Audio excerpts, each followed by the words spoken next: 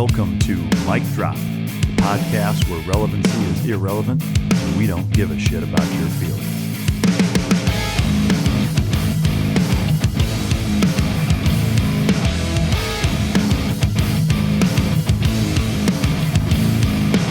Ladies and gentlemen, as always, it is a both honor and pleasure to welcome my next guest to the podcast.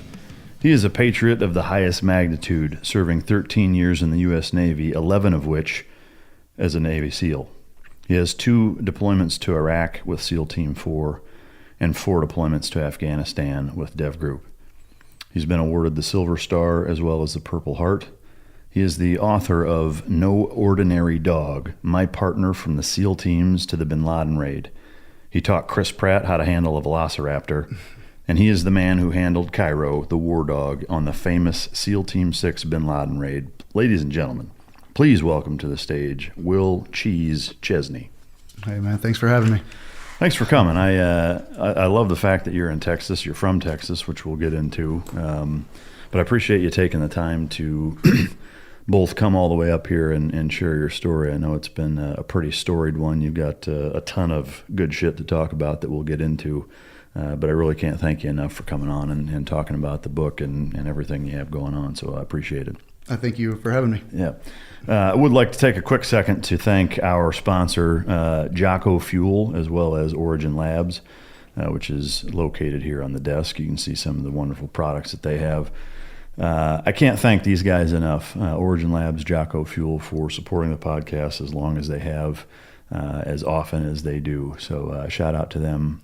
Check out Jocko Fuel on Instagram. Lots of good products, especially right now with all the coronavirus stuff going on. They've got some immuno support products just that are phenomenal, frankly. So big shout out to Jocko Fuel, Origin Labs. Thank you for the support, fellas. As well as thanking the sponsor, I want to take a quick second to say, for all of you people that are listening, do me a favor. This helps me out. If you're watching on YouTube, subscribe to my channel. If you're listening, take fucking 30 seconds and rate and review the podcast on iTunes. Those 2 things help with the ability of me to be able to bring this to you. So please go do that. Again, it just helps me out a lot, and I appreciate the fucking support. Thanks, and go choke yourself. What is your favorite dog treat, Will? For dog treats? Yeah. Well, my male that I have now currently, he doesn't actually like dog treats. Is that right? He's so picky. He even human food. Which one do you like? Do you eat any? Have you eaten any? I like all of them. Fucking knuckle dragger, you eat any of them? What? So it's all ball drive as far as treats go. Is that right? Yeah. That's what she said, right? Yeah, exactly. What's your most embarrassing Cairo story? Is there a time where he just no shit embarrassed the hell out of you? Is that where we're starting? That's where we're starting. Oh man. We're taking it off the top rope. Let me think. Embarrassing. Whew. Did he ever bust ass in a fucking armored personnel carrier or something? That, I mean, all the time. Or shit himself? Yeah, one of the biggest pranks was, let me think, man. One of the funniest stories I think I can remember. I guess it was embarrassing. I guess a funny one was, I took him out for a break one night. It was late. I think we were in Portland, so there's homeless people around. I remember putting him into a bush. He liked to poop in the bushes. I'm sure a lot of the Canines do. Yeah. And as he was in there taking a shit, I hear this homeless guy scream, "Oh no!" Did he shit all over him? Oh, I don't know. We got out of there before Cairo lunged at him or something. God, embarrassing moments. I'm sure I can think of something funny. We'll circle back. We'll circle back. I mean, that's fucking priceless. Yeah, that was a good one though. That was maybe not embarrassing, but that was pretty funny. That's awesome. Is there a time that you can recall where he scared you the most? And I don't mean from like, oh shit, where's the dog? Or you thought you lost him. More like he pulled your card like early on in handling him. Was there ever a time where you were actually like scared of him? There was no time where I thought he would actually like come back up at me. He was a real calm, chill. Yeah, he was real balanced. Because I mean, there's a lot of dogs there that is the case. A lot of dogs. Yeah, he was not that way at all. He was not that way. That's why people ask me like, what separates him from a lot of the dogs is, I mean, all the dogs we have are great working dogs, right? Yeah. That's why they go through the selection process. Just like you said, not all the dogs have that switch to turn it on when they put the vest on. He could turn it off Yeah. He could take it home. We could take him around women, children. Even after I got him retired, he got attacked by a bulldog and flayed his arm open a little bit. He didn't retaliate at all. No shit. Yeah, he was really calm, cool, collected. Yeah, that's wild. Did he, so it sounds like he never bit you. Did he ever bite the wrong person? Never. Never? Never. No shit. Do you recall how many live bites he had?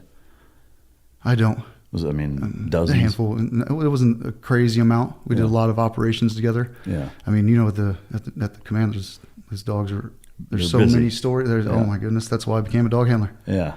Just seeing what they can do. Yeah. Yeah. No, that's phenomenal.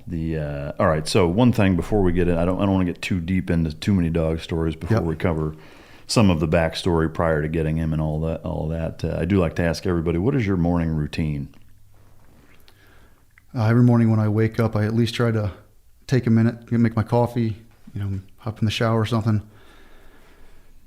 I try to find some personal time, at least take an hour to, try to breathe, meditate, pray, stretch. Just take an hour to kind of do that or read, anything like that. And if I'm feeling good, I'm still working through some issues here and there, try to get a good workout in. Are you talking physically? Physically, yeah. Just, we all have our stuff. Yeah. Yeah, you know the deal. Oh, yeah.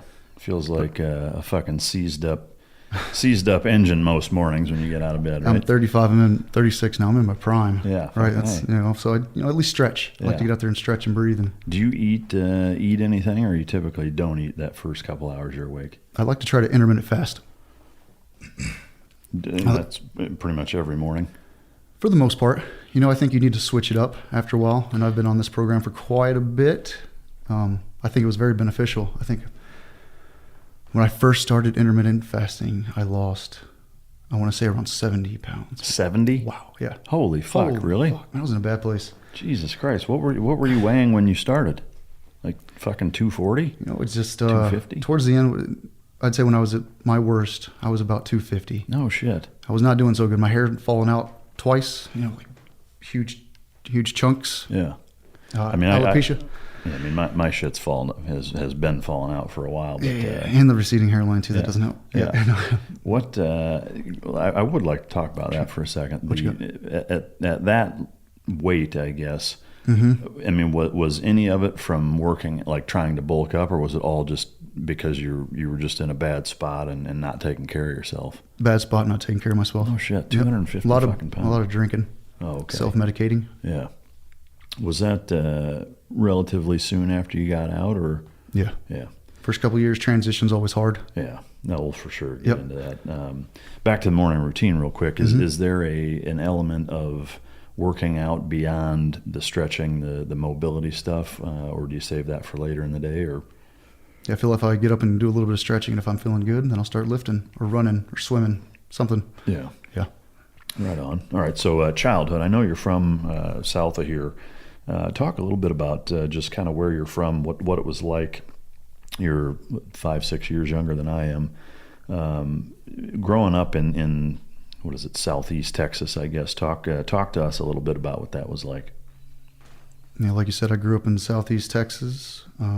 Pretty normal childhood. What area was that? Around Lumberton. What's kind of the industry and the what goes on in there that makes it a town, I guess? Oh, they call it the Golden Triangle. There's all kinds of power plants and stuff around that area, but I got out of there pretty quick after high school. I actually joined when I was 17. Had my parents sign the waiver. Yeah. So in terms of just growing up in general, did you have any siblings?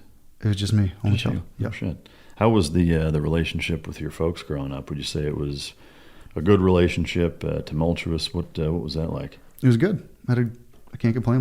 My grandparents were great. My mom and dad, I can't complain. Dad was a hard worker. Normal Texas childhood growing up. I lived in a trailer park in Southeast Texas, and I wasn't big into school. I'm more of a hands-on kind of guy. So after graduating, I wasn't going to go to college. So yeah. Did you play any sports growing up? Football. Yeah. Of course, you played football. Of course, Southeast Texas played football. What position? Yeah, defense. A lot of defense. Yeah. Yeah. What in terms of school? You weren't really into school. You played some sports. Was there anything during your childhood as it relates to school that stands out as being super memorable or impactful on your life? I mean, I can remember sitting in the library at my school watching the Twin Towers fall. No shit. So what grade you were in? Like senior, it was 2000. Yeah. What? Tell me the impact that had on you. I mean, I still remember. There's a lot of stuff I forget with all my, there's a lot of things I forget these days, and that was I'll never forget that moment. Was that a lot of people feel the same way? Yeah, for sure. I mean, I know I've shared this a few times, but since you and I haven't talked about it, I was in a platoon at SEAL Team 3 when it happened. Which was a crazy spot to be in, as you can imagine. Yeah. It goes from being basically peacetime, to the exact opposite, in an instant. It was a wild time to be there for sure, but it was a neat time to be there. There was not that we didn't have a sense of purpose prior to that. I mean, right. Of course we did. We had done a couple of, we'd responded to the USS Cole and done some boardings and things like that, but certainly anything that you'd really consider combat, even though it's real world stuff. And then now all of a sudden it's like, all right, the game just changed. It's about to get fucking real, So it was a wild time to be in it. But I can imagine. Yeah. Yeah. Was that point in your high school life, is that kind of the defining moment on making you want to join, or had you decided prior to that? I had decided prior. Was there an element of you knew you wanted to be a SEAL before then? Yes. I like the water. I wanted to serve. I wanted to join the military. I wanted to challenge myself. I heard SEAL training was pretty tough. And growing up in a trailer park in Southeast Texas, I don't think a lot of people believed in me. Like, hey, I'm going to go be a SEAL. I'm like, sure you are, kid. Yeah. Like, all right, here we go. Let's go do this. And like, it's the recruiter, right? They're your biggest fan and biggest skeptic all at the same time. Right. Was there any influence in terms of like watching a specific movie or reading a book, or like was there like a pinpointed influence that made you decide SEAL teams is what I want to do, or was it just kind of a collective interest in all the things that you just mentioned? Yeah, I like the water. So Navy and then SEAL, just everything I've heard about SEAL just all training. lined up. It wasn't like, because I read Rogue Warrior, like that. Definitely. I read all the books. Yeah. I read all of them. Sure, you read. Did you watch Navy SEAls? Of course. I mean, you wanted to be Charlie Sheen. Of course. Who doesn't want to jump off that bridge? Yeah, no shit. Or jump off the Jeep. No, that's no shit. All right, so you you watch the Twin Towers fall as a senior in high school. It sounds like that maybe solidified your desire to join, or further solidified it, I guess. You graduate high school. Were you not 18 when you graduated? I was. Okay. I just signed up beforehand. You did like the delayed entry thing? I did. Mm-hmm. And then, so did you ship out to boot camp right after graduation, or? I spent a couple months working with my father. Yeah. Wanted to spend a couple of months with him. Yeah. It was also a job. He worked for a tower construction company. One of my biggest fears is heights. No shit. Yeah, not a big heights guy. Yeah. So I figured, you want to be a SEAL, don't like heights. Number one, I get to work with my father. Number two, let's see, if you'll get your ass up that tower. Yeah. Well, how was that a huge challenge, or did you get over it fairly quick? No, it wasn't. The whole time, it was not the best job in the world. So I guess fast forward then, jumping out of planes, is that something that's still kind of different? You're that high in the air, you know the deal. It's not the same. You trust your equipment. And my father had told me that because I worked obviously with my father, and that was his message from day one. He'd take me up in the tower. It's just different looking at the ground from 100 feet, 200 feet. If you're not clipped in, there's no reserve. Yeah. You're going to hook, the piece of advice is try to hook your arm around the tower if you're not clipped off. So I tried to stay clipped off as much as possible, Yeah, but skydiving, just trust your equipment, man. Yeah. So you didn't get that same feeling doing that. What about fast rope and rappel? Fast rope and rappelling, I didn't mind for some reason. That's so much fun, I think. Skydiving, I didn't push my luck. Yeah. So I'm assuming then you're not one of those guys that goes and does 9 jumps on the weekend just for shits and giggles. No, I wanted to be proficient, but like I said, I wasn't a big jumper. Yeah. I like the wind tunnel. Yeah. Oh, that's funny. That's a trip. Did you ever take a dog in a wind tunnel? Never. Never. Have you? I haven't. No. I guess I'm just curious if you guys ever did in preparing them, if that was ever part of the process. I've never seen it. Yeah, That's a good it's question. interesting. Interesting, yeah. All right, so you join the Navy, go through boot camp. At that time, I'm assuming there still wasn't the whole Force 21 SO as a rating type of thing, right? So Right. what did you do as an A school? Machinist mate. Machinist mate. Where was that at? Same place as boot camp. Okay. So you go to boot camp, go to machinist mate right there in Great Lakes, and then you go from there straight to buds? Straight to buds. Got sent out a little bit early. I got to go to San Clemente with the prior class to help out. Was that a blessing in disguise, or was that a kick in the nuts? What an experience. Yeah. I mean, you're going to get your nuts kicked in anyways. Yeah. It was a very cool thing to experience. Totally worth the little extra punishment. Yeah.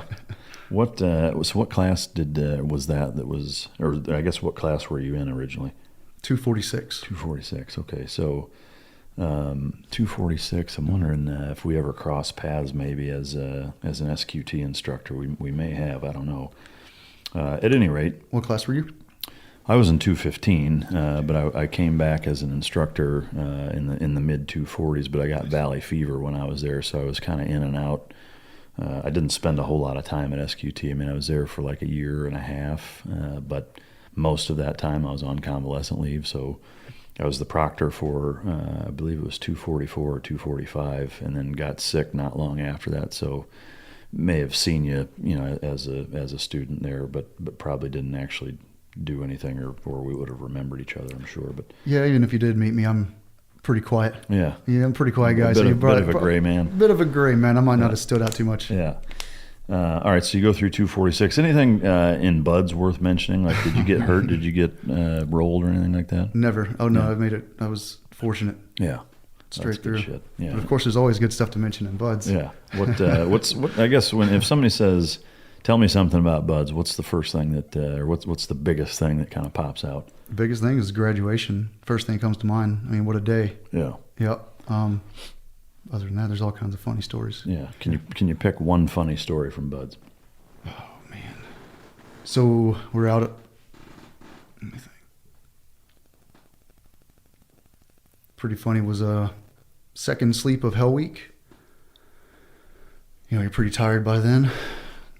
They on breakout, they wake you up screaming, shouting, adrenaline's going. Still gets guys to quit, but your adrenaline's going. I remember, maybe it was the first or second sleep. They woke us up nice and quiet. I don't know if they did this for you guys. Yeah. It was a good one. And then they made us all go stand on the berm and say goodbye to the sun. I'm like, oh man, this is a good one. This is terrible. And then they're all nice, dry, warm, comfy, and they're just staring at that water, not nice cold water. And then once walk out into the surf. As soon as the instructor said, take seats, that was, I think, the only time in the whole entire buds class nobody listened. When it was like, nobody sat down, and he got pretty mad. Fucking that's fucking crazy. So yeah, nobody. I remember that was a good one. That was a really good one. So I mean, did nobody sit down ever? Like, we just paused for a second, and I remember the instructors were like, "You better sit down." Yeah, not that they weren't going to beat us anyways, but it was just like one of those moments where, oh man. Do you remember how many people started Hell Week versus finished in your class? Oh man, Maybe like I said, my memory is really bad. I'm pretty sure it covers it clearly in the book, but yeah, I mean, our NDOC was pretty hard. We were a summer class. Yeah, guys might give us some shit over being a summer class, not a winter class, but. Here's my take with that: is that either way you're getting fucked, right? Is that if you go through Hell Week in the summer, you're at the island in the wintertime. On the transverse, if you're a winter Hell Week, then you're going to be at the island in the summer. So, to me, they both suck. I mean, buds is hard, irrespective, and you're generally going to be there long enough. I mean, shy of a classing up in March and making it straight through and graduating in fucking October. Which I don't even know if it would even line up that way with the way the schedules go. But I mean, that's my take on it. I went through a summer Hell Week, but we were I got rolled one class, and we were in San Clemente Island from the mid January to the end of February. We got stuck out there an extra fucking week. So I mean, it sucks either way. But I think they made up for it. Yeah, definitely. There's other ways to make up for it. I mean, the water's still cold. Yeah. And, I mean, you can sit in 85-degree water and get hypothermic at some point. So But I think they hammered us pretty hard in our NDOC, and we lost a handful of guys. So, a couple hundred, and we graduated with 22 originals and however many rollbacks. Yeah, right on. A handful of rollbacks, yeah. All right, so you graduate buds, and then your first duty station is Team 4, correct? SEAL Team 4. Did you go through Benning Jump School? I did. Yeah, so they're still doing that. So you go through Fort Benning Jump School. I'm assuming you went to SQT out here with everybody else. I guess we already talked about that. But I did. So you go through that. You went to Fort Benning first, go to SQT second, and then from there go to SEAL Team 4. Is that correct? Yeah, we had the pipeline of, I think it wasn't it SQT first, then jump school? Oh, so you didn't go to jump school first? It's hard for me to remember sometimes. And like I said, my memory doesn't. Yeah, I know. Like when I went through, we did. We went to Fort Benning first, and then came back and went through SQT, which was actually kind of neat, because we went out there basically as a class, right from buds, traveled as a class all the way to fucking Fort Benning and went through there. So it was a pretty bonded group. Whereas I think doing it on the transverse, it would be maybe not quite as tight knit, or you'd be a little bit more scattered. Maybe, I don't know, but it was good either way. So you get through jump school, get through SQT. Did you get your Trident at the end of SQT, or were they not doing that yet? They were doing that. Got my Trident, gave it right back up when I showed up to my team. Did they take it from you, or did you give it up? No, I mean, either way, you're giving it up. I don't remember the exact words that happened, but yeah. It's like, hey, give me that shit. We'll let you know when you can wear it. That's right. Yeah, I mean, to me that makes sense. Of course. I know when I went through, it wasn't even an option. You had to spend 8 months fucking proving yourself and passing Chiefs boards and all that before they would give it to you. But what was your time at SEAL Team 4 like? It was great. I mean, great group of guys. It was exactly the job I wanted to be doing. I can't complain. Can you talk about, so you did 2 deployments to Iraq at Team 4, right? So were you there, 4 or 5 years? Yeah, 3. I think we had a pretty quick turnaround. Oh, no shit. 3 or 4 years. Yeah. So I did my 2 deployments. And that would have been, I mean, pretty much at the height, 06, 07? Is that when you were in Iraq? My first deployment was a little slow. It was some PSD. Yeah. Second deployment was much better. Yeah, very good deployment. Yeah. What can you share any stories from that deployment that were notable? I got to do some sniper missions that were good on that deployment. That was mostly my job. Did you go through sniper school prior to that, like the NSW sniper? I was, like I said, I loved the job, and I dove in head first, and I was fortunate, actually. Went to showing up as a new guy. They made me go to comm school.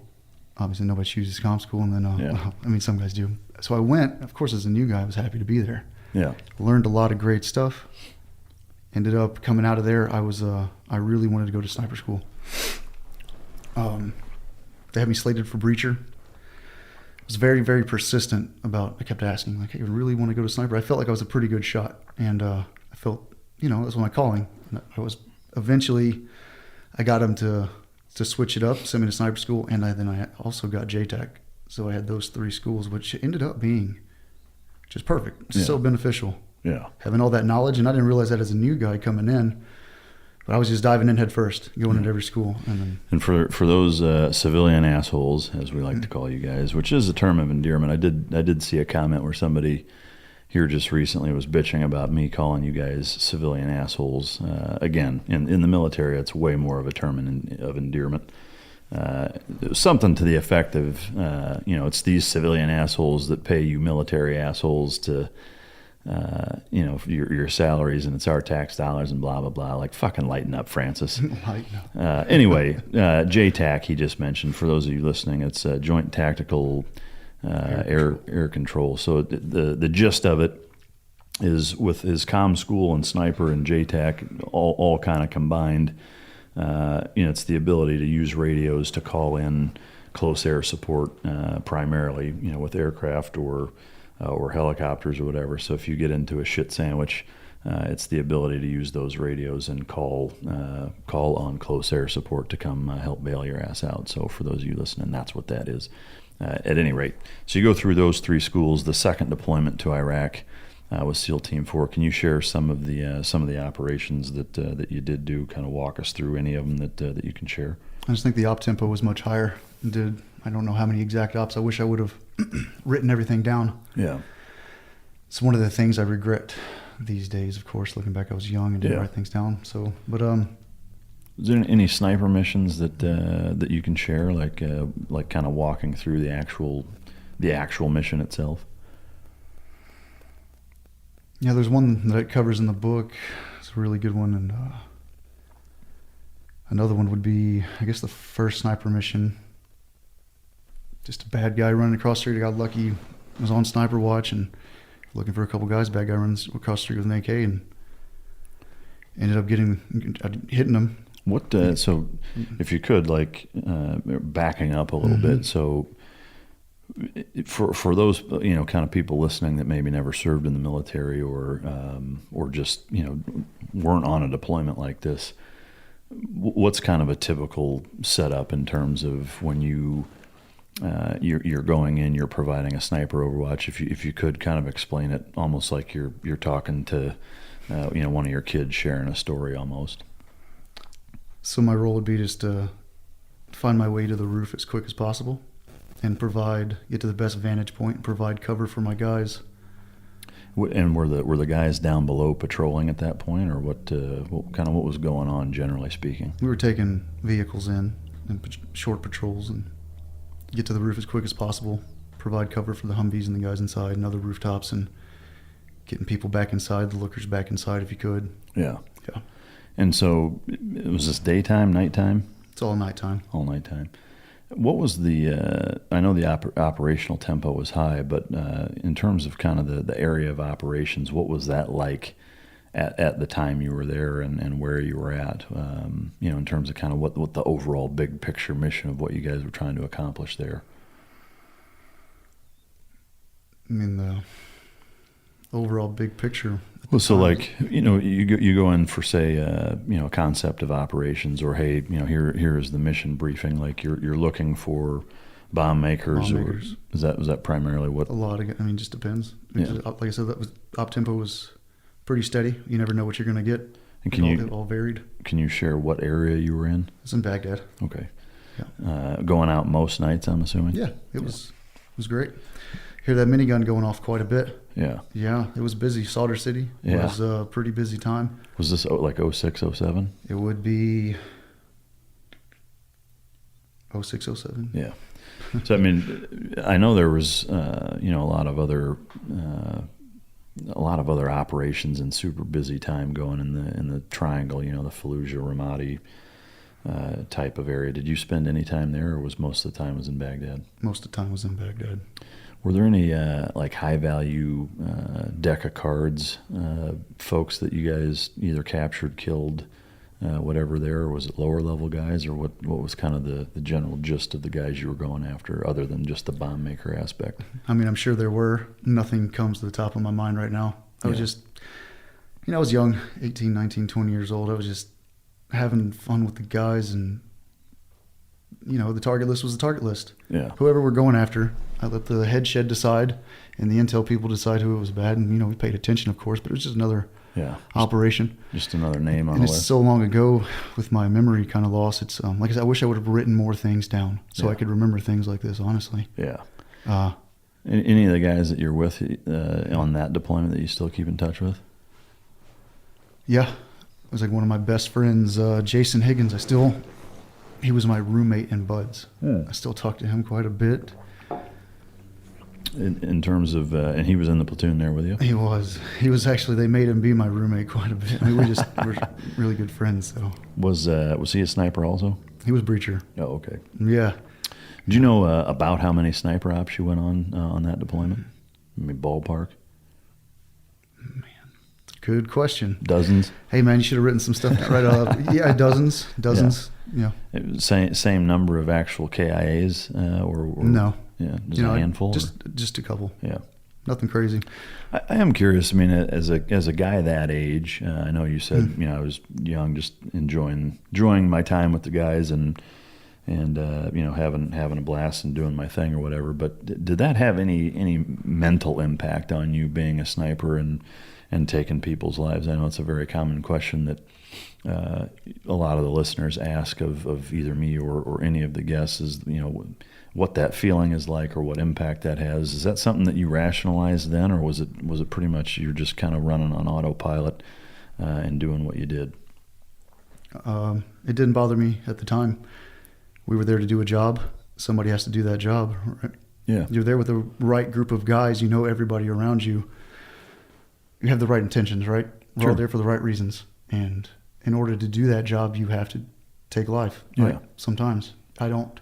I look back on it and I don't enjoy the fact that I did at all. But somebody had to do it, right? Yeah. I don't regret, I guess, per se, but it's not something I enjoy. No, I think it's both a good point and a great way to look at it. I know, for me, similarly, I think, guys in our position get asked or people wonder about that a lot. And I know for me, very similarly, like it wasn't something that I reveled in, but it wasn't something that bothered me either. And it's certainly not something that I've thought about, almost at all, good or bad. To me, I guess very similarly, I just rationalize it like I volunteered to go do a job, and this is what we were there to do, and this is what we did with the best of our ability, and we came home accordingly, and that was it. I really wanted to do my job. I wanted to operate, obviously. Yeah. I wanted to go get rid of people that were hurting innocent people. Yeah. Yeah. No, I'm tracking. Yep. I like that perspective a lot. I think it's a healthy one. In terms of some of the other missions while you were there, is that primarily what you did, or is there anything else that you can talk about that you guys did while you were there? SEAL Team 4? Yeah. It was, I said a couple dozen sniper missions, and if I wasn't helping with the assaulting, which I don't think I did too often, I was driving, helping drive, filling in wherever they needed me. Yeah. Standard 6-month deployment? Yeah. Yeah. All right. So as that wraps up, walk us through kind of what happened as that deployment closed out and you come home and end up going to Dev Group. Towards the end of that deployment, the thing that sticks out is we lost Clark Schwedler. Oh, no shit. Yeah. It was actually on my father's birthday. So calling home, they turned the phones off. I was like, oh man, the phones aren't working. Didn't know it was Clarky. So that's what sticks out coming back. Were you on the operation? No, I can't. No. Yeah. That's just what comes to mind coming back from that. Yeah. That hit me pretty hard, or hit everybody. Did you know him pretty well? Mm-hmm. Yeah. What do you know what the circumstances are from that? In terms of what the actions of how he lost his life. Not enough to speak on. Yeah. I know what happened, but yeah. I guess for what you can share, do you know? Can you share that? He ended up going into the house, taking a bullet in the neck, and he died instantly. Yeah. Sorry to interrupt. Mike Day was also there. And you had him on. Yeah. He shared a fair bit of it. I wasn't sure if maybe you had any other, I guess not information, but just any more details of the story. I know. With every story, there's, depending on where you were at when it happened, it can be, quite a bit different and what have you. But I can't speak on the story, but Clark was an amazing guy. Yeah. Yeah, it sounded like it. I know when Mike talked about it, he said, he came back, and, when he found him, he still had a smile on his face, Yes. So it's pretty amazing. That pretty much sums him up. Yeah. He's a great guy. It's good sense of humor. Yeah, no, it's a travesty, no doubt. It's a travesty. All right, so I guess I am curious. With you knowing him well, was there anybody else that was either severely wounded or taken out of the fight in terms of being wounded or killed while you were at SEAL Team 4 that had an impact on you? Some guys got wounded. Nothing that I can remember really. Yeah. That was the one that really. We lost Clarky, so yeah.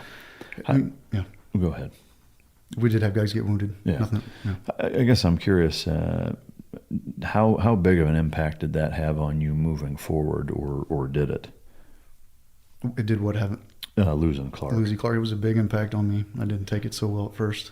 What didn't stop me from moving forward and doing my job? Did that influence your decision to go to Dev Group or to stay in, or I mean, did that have a bearing on it at all, or? No, I would say it just kind of hit home on how risky the job is. Yeah. Were you able to be present at his funeral? Not his funeral. No, I didn't. Yeah. That's one thing that I know for me, and I think I can speak for most of us, and it's one thing that, unlike, say, the movie Navy SEALs, most times, I would say, or oftentimes, when guys are lost, a lot of guys don't get the opportunity to go to their funerals because of what we're doing, and that's something that's fucking, it's like a double whammy in terms of it being tough. Mm-hmm. Well, we all know we understand. Yeah. If we're working, the boys are working. Yeah. But I think... But it does... I think a lot of people either don't realize that or Right. Have the misconception that, when somebody dies, everybody gets to go to his funeral, and it's really quite the opposite. If that's the case, Yeah. then of course. But Yeah. I mean, A lot of times it's not. I mean, I can for sure say I've missed more than I've been to, I would say that as well, I guess. Yeah. All right, so you come back from SEAL Team 4's second deployment for you. What walk us through kind of the next phase of your career in that regard? Got back from SEAL Team 4 second deployment, screened, got picked up. I made it through that process and then made it to my squadron. And so for those of you listening, just taking a back step, I know Yeah, it's easy for us to sit here and say a lot of things, and people say, what the fuck does that mean? So he screened to go to Dev Group. Screened to go to Dev Group. He was accepted and then went through the initial phase of training, passed it, and then was assigned to a squadron. I know there's a lot of things that are a little dicey in terms Mm-hmm. of mentioning, but whatever you can, whatever light you can shed on, where you went and kind of what that was like, I think would prove helpful for whatever you can. Yeah, I mean, I'm sure we'll get into some. I'm going to keep it mostly about dog stories, and I'm still pretty new to this. Yeah. I'll just a lot of this stuff is covered in the book. The process, we got it approved by the DOD, of course. You know how that goes. It took a while, but then they went through everything. Yeah. A lot of the stories, especially with my memory, they cleaned up a bunch of stuff that they didn't want out there, and I want to be very respectful of all of the people still in. Yeah. I'll tell you as much as I possibly can. A lot of the stories in the book are cleared up. I can talk about Cairo all day long. Yeah. Dog stories. Yeah. As far as talking about that stuff, it covers quite a bit in the book, and then it's all. Yeah. Well, I guess one thing that I'm curious of, having not been through that process, looking back on it, what is your perception of that initial phase of training once you get picked up, and between getting picked up and making it through and being assigned to a squadron, comparing it to, say, going through BUDS? Yeah, great question. I guess that's probably my go-to answer. It's basically another BUDS for team guys. Yeah. Yeah. They all know you're not going to quit, so it's pretty much performance-based. Mm-hmm. And were there any close calls for you in terms of almost not making it, or because I know the attrition rate is significant. It's significant. Do you remember what? Let's say 50. Yeah. That's what I would guess. Yeah.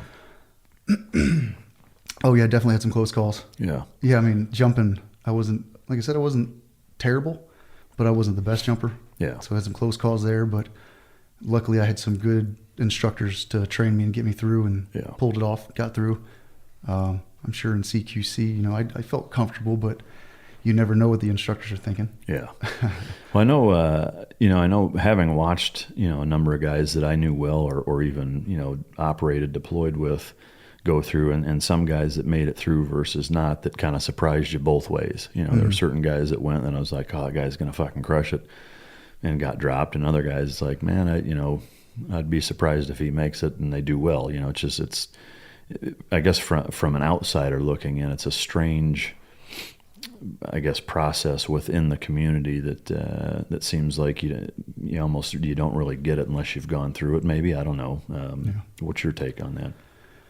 Yeah, I guess that's the best way to sum it up. Were there guys that kind of fit into that category for you that you didn't think would make it that did, and vice versa? Actually, no, nothing that really comes to mind. You're performing at a high level. Everybody, kind of, if you weren't holding up to the standard, you just kind of slowly disappeared. And then, Yeah. Was there an element of, again, going back to buds, where you're treated in a similar fashion, or is it more gentleman's course professional? Like, are they hard on you the same way they are in They buds? can be. They make it tough. You know, your performance, right? So it's stressful, and they use physical means to make it more stressful, to make sure, you're performing at a high level under stressful circumstance. Yeah. I'm assuming there's no elements of K9 anything in that process, right? There wasn't. They don't even introduce you to them or talk about it or cross-train or anything like that? Not that I can remember. Yeah. All right, so you go to a squadron. At what point did you now get involved with Canines once you got into the squadron? On my first deployment, I just saw how valuable the dogs were. It was a busy deployment for the dogs, so, just seeing it almost night after night, hearing the guys in the debrief, just sitting around talking. Plus, I'm a big dog guy. I love dogs. I got Nala sitting here right beside me. My dog, thanks for letting me have her in here. A big dog guy. I saw the value. Like I said, I got fortunate early on in my career, seeing how valuable. With Jimmy Hatch the other day, I heard him say, you want to be an asset, not a liability, right? So I just made myself an asset as much as I possibly could, and seeing the value of the dogs. If I could save one person's life, then I love dogs. Let's do this. And then, you try to make myself an asset. The more you're an asset, the more you might be used as well, too, Sure. It's a win-win. Yeah. So in that first deployment with the squadron that you were with, I'm assuming you weren't involved with the dogs at all at that point, or we got hands-on with the dogs. It's very, you're introduced to the dogs. I guess in what way can you share kind of what you would do as a non-handler at that point, with dogs? Being comfortable around them, moving through a house with the dogs, doing clearance. Can you speak a little bit to the complexities of that? Because to me that's something where I know from an advisory standpoint, consultation, et cetera, one of the more common requests I get is, A, how to do that, or B, whether or not we even should, generally from police departments, and to me that's a dicey thing, right? Is that, from the dog's perspective, not being able to explain anything to them, they have no fucking idea who these other guys are. They know who their handler is and whatever. And so in units such as yours, there's a lot of, I think, flexibility in that, you have the ability to be around the same guys day in, day out. Whereas, if it's a police department with, part-time SWAT guys, or, they're only getting together a few days a month and trying to integrate a dog into an environment that way where, literally 3 or 4 times a month, this dog is around these guys trying to do these super dynamic things, and they're wondering why it's not working out. And it's like, well, that's why it's not fucking working out, and so that's exactly why. To me, I guess, looking at it from the perspective of logistics, or, just kind of the big picture where most units are trying to incorporate dogs, and more importantly, how they're trying to do it. If you could kind of talk through the successes of how you have the ability to integrate them in that way, in that process, I think people would love to hear that.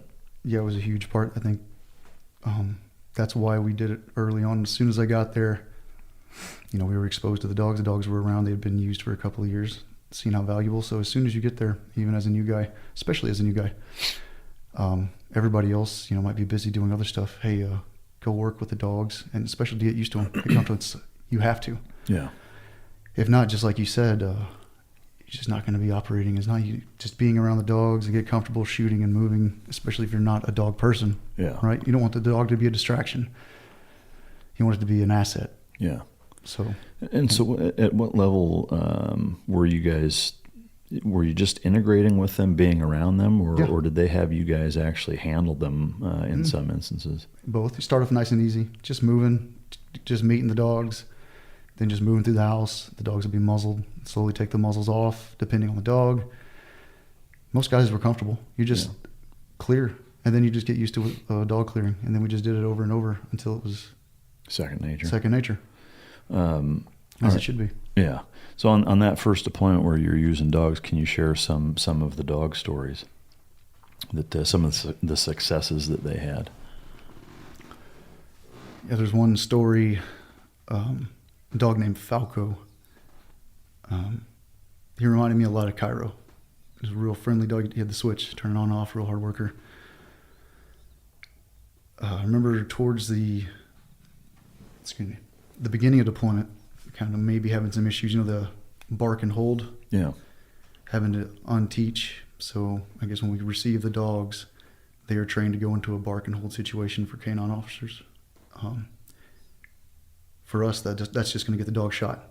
Right? So we try to untrain that out of them and directly engage, and we're always there to quickly subdue, right? So Falco, I guess, was having trouble with the bark and hold, but once he got past that, he turned into a monster. Yeah. And he was such a great dog after, that first initial bite and getting past a little bit of trouble. And one night we were out on a mission and going after a couple bad guys. Two guys hiding in a ditch. The dog's most valuable asset is his nose, right? So dog's out front using his nose. He ends up finding the two bad guys. Soldiers are right behind him, clearing the field. I guess he went down into the ditch. I wasn't there, so this is just a story secondhand, right? Mm-hmm. So I wasn't there on the actual squirter patrol. I was there on the operation. He ends up going into the ditch, engaging one of the guys in the ditch, getting them to show their hand, allowing us to get the drop on them before they can engage us, right? So in doing so, he got shot twice, and he didn't make it. A lot of time, most of the time they don't. Yeah. Yeah. And then, So this was on that first deployment that you lost him? Yeah. Yeah. What impact did that have on the operation as it unfolded? One of the things I know a lot of people are curious of, I already know the answer, but I think it's good for you to share it. Mm-hmm. In terms of when a K9 is wounded or killed in action, how is that handled during the operation? Just like me or you getting wounded or injured. It's just like he's one of the teammates, right? Yeah. Cairo was actually kind of, and this covers in the book more detail, kind of same story. It's crazy. Falco was actually supposed to be my dog when we got back from that deployment. He ends up passing away right before we get home. He reminded me a lot of him, and when he got shot, Cairo got shot kind of the same way, but different story, obviously different little details, but same thing. Two guys hiding. Cairo goes in to engage him. Yeah, he ends up getting shot. But I guess going back to the Falco story, and then we'll get into you taking over on Cairo's as a handler. Mm-hmm. With the Falco scenario, so when he was sent in and ends up getting shot, I guess from your standpoint, from the team standpoint, did you guys know guys were in there hiding, or you suspected it? Did him being shot give their position up and ultimately save your guys' a couple of your guys' lives potentially, or how would you skin that? I would say for sure. Yeah. He at least kept somebody from getting shot, if not killed. Yeah, 100% that night. Yeah. And so once he got shot, that gave you guys the drop on the two guys. How was that handled after that? Were you guys able to go in and neutralize those two guys, or? Yeah, the guys on the ground neutralized the guys and ended up, like Falco saved probably somebody's life that night. Yeah. They showed their hand. The guys got the drop, engaged. Unfortunately, Falco didn't pull through. Yeah. Do you know where he was shot? I know I took it just through the side. Yeah. From what I could see. I didn't ever get to it never went up. It was a rough. I didn't see the body or anything. Yeah. In terms of the overall scope of that mission, what role did that play in the overall mission? I mean, I guess from a tactics standpoint, in terms of where it was, where that element of the operation was in the grand scheme of the entire thing. No, so we were on our way to the target, and the guys ended up fleeing from the building. once they do that, they'll grab all their weapons. I'm sure you've been in the same scenario, and they'll just try to ambush us. Like when Cairo got shot, there was one guy down low, one guy hiding up high. Mm-hmm. And this one's just two guys in the ditch. I mean, there's so many of these dog stories that happens over and over again, but this was just they squirted from the target building. Like I said, I wasn't there, so I can't go into great detail. Yeah. But they were on the guys had fled from the target. Yeah. They were on patrol. They were on just lined up, dog out front using his nose. Yeah. And that's Were there ever instances where you guys had more than one dog on the same operation? Sometimes I'd bring two dogs if it made sense. Yeah. All right. So you guys lose Falco. That obviously has a pretty stinging impact on you, the team members, the handler. Definitely. What happened with the handler at that point? Is he sent back? Did they send him another dog? How is that handled?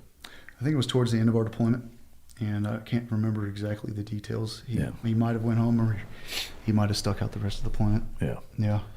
But we had a service for him. Yeah. Treated him just like one of us dying. Memorial in the team room. He goes down on the command memorial wall. We have the specific wall for the dogs. Yeah. Yeah. I think that's so fucking cool, honestly, man. It's one of the neatest things that the command does. I know there's a lot of neat shit that goes on there, but Yes. one of the coolest elements is that, in my opinion. They risk our lives, or their lives, to save ours, right? So Yeah. you treat them just like one of the brothers. Yeah. And then even the helicopter pilots coming in when Cairo got shot, for them to risk their lives, it was a dog, right? Yeah. But to us, it's not. Yeah. To me, that speaks volumes to a couple of things. Number one is how big of a deal they are to you guys, how big of an impact they have, and just how highly respected they are service-wide. I mean, to me, that says so much, I think, which, again, is not something that I think a lot of people are maybe aware of, that, a helicopter pilot is going to, risk that airframe in their life to come in and get a dog that's been killed. So it's just really fucking cool to hear, especially when it's on the contextual backdrop of, say, Vietnam, where it was basically the exact opposite, and they were treated like pieces of equipment.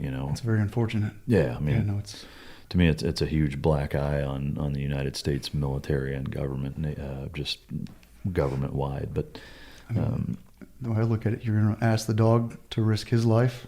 Yeah. They love doing their job. Don't get me wrong; they need a job, right? Yeah. But to ask him to do that, you better take care of him. Yeah, no, I couldn't agree more. I think it's really fucking cool to see and hear stuff like that. That's why you do what you do. Yeah, no, absolutely. And I appreciate you bringing it up.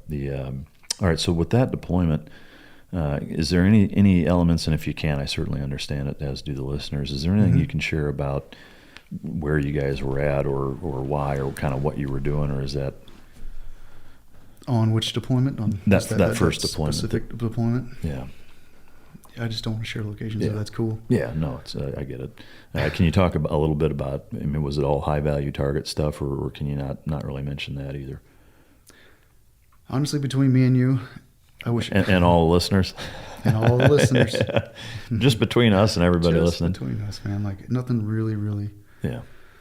No, it's just business as usual every night. Yeah. Every night. You don't get fixated. The only time that came up was the Bin Laden op. Yeah. Obviously, if they had taken American lives, if they were a bomb maker, yeah, they had taken American lives. But it's just business as usual. I'm sure. Yeah. Did you ever have that really stand out? No, I guess similarly, from my experience and perspective is probably a little different in that my time in Iraq was pretty early on. So I guess I would say no.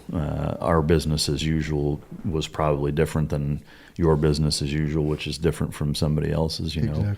I guess to me, what I know I find interesting is kind of those contrasts of what business as usual in Afghanistan in 2010 versus Iraq in 06 or 03 or Syria in 2018 or whatever. Is that to me, I know what business as usual as you do. That it's the listener that trying to provide some insight onto what that really means. Because again, there's a lot of things that are assumed that I know because I've been through, that that because of what you've been through, but to the casual listener who 99.9% are not naval special warfare veterans, it's I think hard for them sometimes to fully grasp what that means. But it's understandable. So let's break it down then. Yeah. So as much as you can, one thing for the listener to realize is that he's in a tight spot as well as I. It's not our goal to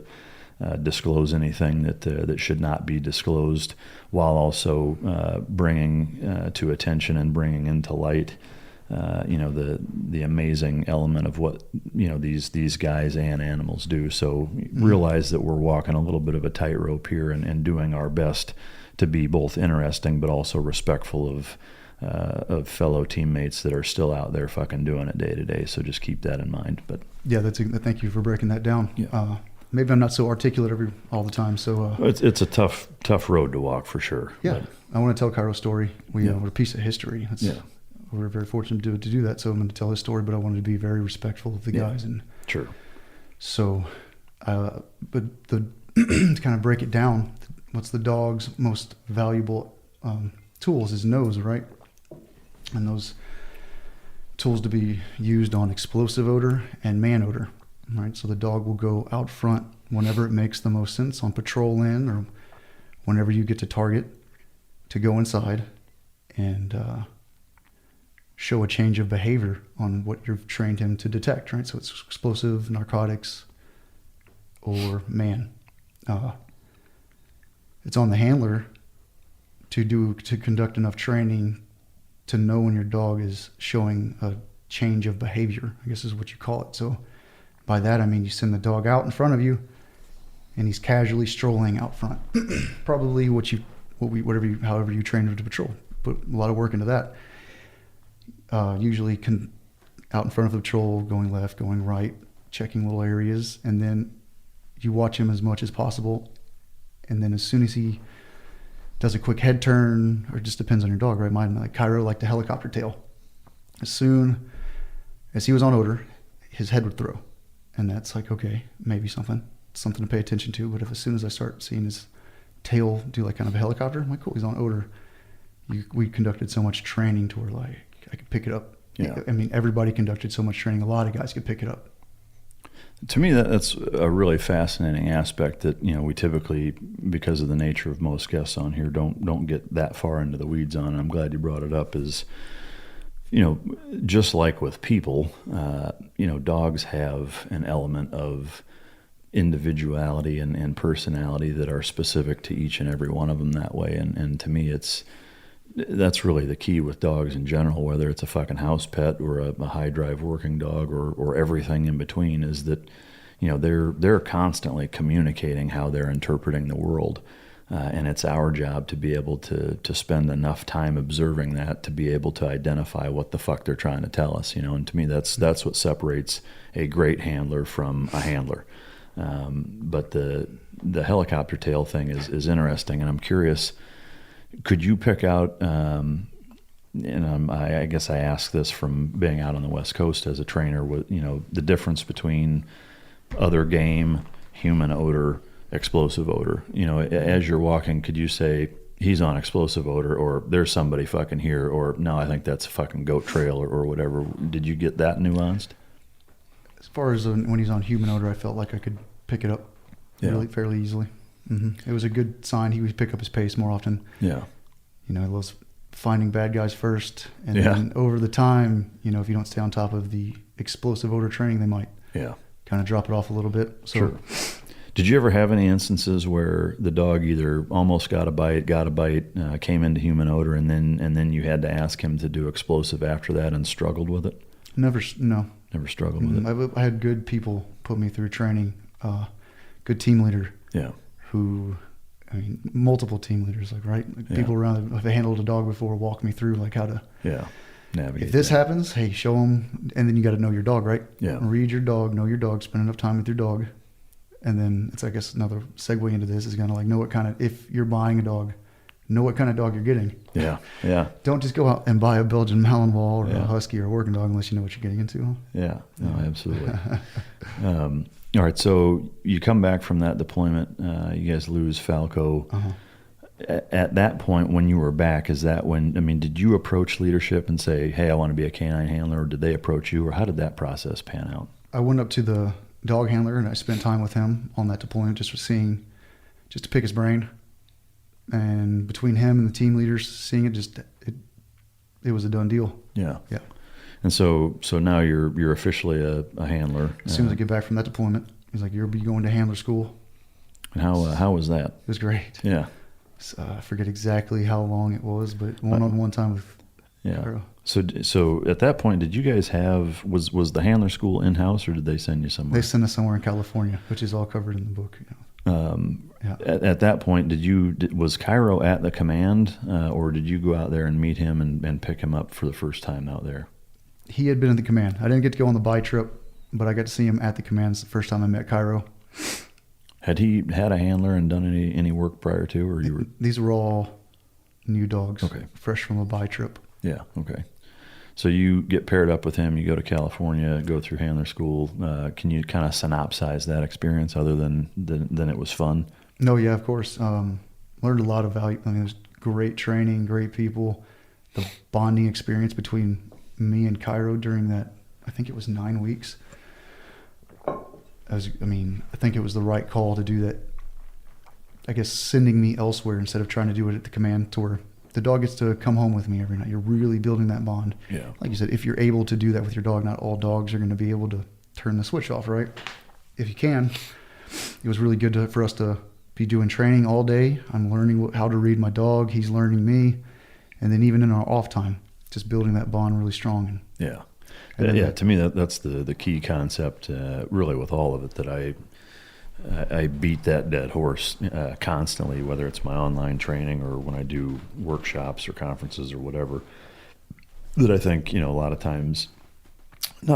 sometimes people in the industry, I think, are a little lost on, in that they undervalue how important a bond and trust and relationship is in this. No different than team member to team member. If you're a police officer and your partner, whatever, is that, if that trust between the two of you and that relationship isn't strong, you're just plain and simple not going to be operating at the same level and capacity that you are when it is. Any funny or cool stories during handler course where, I know when we ran one in-house where the company I had at the time, ran the training, and then there were other ones where, we saw handlers going to probably the same place that you went to, and just some kind of funny stories of being back at the hotel off time or whatever, like the dog eats a whole fucking pizza when they're not looking. Or was there anything like that you and Cairo had? That not a single buffoonery? Story. Nothing. No, I'm just kidding. Where do I start? Yeah. Getting him in the hotel room, right? So I don't know the dog. It's a working dog. I love dogs, but I don't know you. You look like a wolf. Like these are working dogs. Kind of scary. He was 75, probably 75 pounds. He's fighting weight. Just had him. New handler at school first week. I'm on the bed with him in the hotel, and he just starts growling. I'm like, I don't really know you, man. What are you growling at? He's looking up at so say I'm Cairo, he's just staring up at the top, maybe left corner of the room. He won't stop growling. I'm just sitting there watching TV, chilling with him. He keeps growling and growling, and it's making me nervous. I'm like, all right, like, how do I exactly, I've had you for a couple of days. I was like, eventually I'm just like, okay, go get it. Like, whatever you want to do. And I started giving the command to go bite, and it was a weird experience. He ended up, it took a while, but he ended up stopping and grabbing. I remember being like, that was... Yeah. So you have no idea what he was looking at? I have no idea to this day, but he just, But that was one of those moments where it's like, man. Yeah. So I guess, is that something that they cover in the handler school at all, in terms of having the dog on the bed or loose or not? Or, like, did they not give you guidance on, what to do in your off time? I mean, obviously you're spending as much time away from the handler school with the dog in your off time as you are there. Is that something that they spent much time kind of trying to walk you through, or is it just like, here's your fucking dog, go home, we'll see you tomorrow? I mean, it was a very good school. I would say it would be dog dependent, and everybody. So there's a couple of SEALs that were not handlers, and then there was a couple of MAs who were handlers, right? So EMAs kind of knew the deal. And then they would teach us at the school, or the handlers would like give us points. We would teach them our tactics to help them out, and they would teach us kind of pointers on the dog. And then, like I said, the school that we were at would cover stuff, and every dog is different. So a specific dog, hey, maybe don't take him out and let him chill in bed with you. Yeah. Right? But with certain dogs, yeah. Yeah. And if you're abusing it, then it's on you to be responsible for that, right? If he's getting too much time being a family dog and he's not working, okay, well, that's on you, right? Yeah. So yeah. I guess that, this kind of flashed in my head as you were talking, thinking of if you had known at that point, right, and that early on in your career with Cairo, that you and he would be the dog that ultimately would fly halfway across the fucking globe and execute the Bin Laden raid. Like, how crazy is that to think of, like, as you're sitting there watching your dog growling at fucking thin air? Yeah, I wish I wouldn't have wanted to know. Yeah. Yeah? No shit. Yeah. Tell me about that. I mean, everybody hoped for it. Just, you don't want to get distracted. Yeah. Yeah, I mean, it's almost such a fucking big deal. I can see what you mean. It's like it's almost it's larger than life. I mean, it's such a piece of history that I get that. If you're fortunate enough to do it, then cool. Yeah. But I mean, yeah, there's other business going on that's important as well. Yeah. So, all right. So you spend 8-9 weeks there. When you left there, did you feel like you were at a point where you were ready to get down to business with them? Oh yeah. Yeah. It was a great course. Came out of there with a lot of knowledge, Yeah. a lot of confidence. The bond was amazing. Yeah. Still, we had to work with our team. Yeah. But that time was very valuable. Yeah. So you come back, you get back in with the squadron, and you go right into working with him, doing assaults, integrating him into the group. Yep. Any issues, or was it pretty seamless? I could hand him off to anybody, and he was low maintenance. Yeah. You stay up on explosives with him, and maybe he slacked about that. I say his only downfall be his bad teeth. He had periodontal. Yeah. That was the only. I mean, he's a pretty chill, mellow dog, low maintenance. I could hand him off to another handler, and he could plug and play pretty easily. Yeah. Yeah. How long from the time you finished that until you actually deployed with him?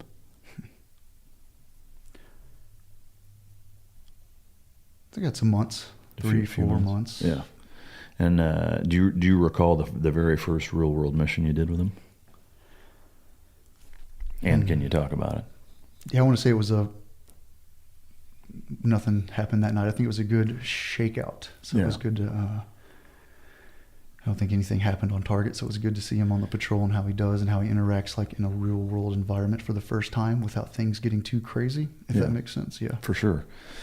I guess looking at it from having done 2 deployments at Team 4, had already done a deployment at Dev Group, all 3 of those as shooters, and you'd seen the dogs. Now being on that other side where now you're handling a dog, how were your nerves / just feelings overall, I guess, in terms of being nervous or feeling confident, or a mixed bag of the two? What was your mentality like that first mission as his handler, vice just being a shooter? I mean, I was confident because of all the training that we'd put in. I was confident in my guys. I mean, if we're being honest, of course I was nervous. You never know how you're going to really be on target, right? Yeah. I didn't want to disappoint my men or my guys, not my men. Yeah. No, I know what you mean. The men that were with me, Yeah. really looked up to those guys. Yeah. I didn't want to be, that's where I was nervous. I just want to make sure I didn't let anybody down. Sure. It's a big responsibility. Yeah. Yeah. I mean, any job in the team is a big responsibility. This was just new responsibility. A dog's not such an easy thing to handle, right? Yeah. You never know it's an animal. Yeah. You never know what he's going to do. So I guess I was nervous. I hope I put in enough training, Yeah. But, yeah. So, good shakeout, good learning experience. Did you see any changes in behavior in his realm to where you felt like he came into any explosive odor or anything like that, or it was just pretty run of the mill? No explosive odor. Did he seem any different? I guess, emotions running up and down the leash to a certain extent. You'd done a lot of training with him. Do you get the overall interpretation by reading his body language that he sensed that it was different from a training standpoint? I guess like obviously we train to it being as real as possible, but the emotions of the team members in training, knowing that it's fucking training, obviously the dog can't rationalize that, but they for sure can pick up on the emotions of the team and that type of impact. Talk about what you see out of the dog in training versus real world, and whether or not there's a big difference that you saw. Nothing that really sticks out to my mind. Every time we put the vest on him, he got excited. You break out the muzzle of the vest, he knew it was work time. Yeah. Getting on a helicopter, that was like another one of his, like, all right. Yeah. And then didn't really matter. Either way, it was high drive, ready to go. Yeah. Yeah. I don't think I really saw a noticeable difference. No. Yeah. That's interesting. Did you? It depended on the dog. Okay.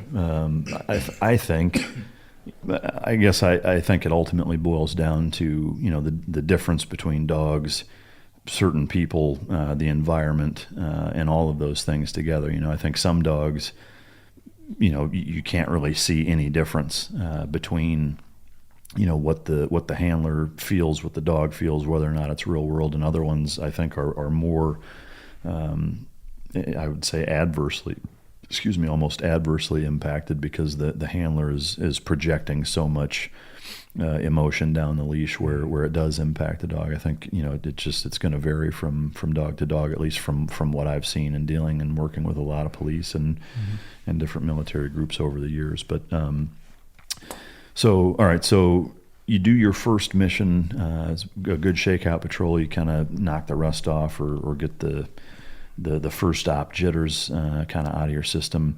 What was the next or kind of the first real world op that you went on with Cairo, where he either found something, bit somebody, where he was actually used and made a tangible difference? Can you walk us through that first time that you had that experience with him? Yeah. So we were conducting clearance of a building. Supposedly bad guys in there. Once we got there, we were doing something called a call out. We were asking them to come out of the building. A couple of women came out probably. We asked, is there anybody else in the building? And then I had Cairo kind of behind. So the team is stacked up on the door, ready to go in the assaulters. You kind of keep Cairo near, but not in the way. So they were dealing with the problem, and they're conducting the call out.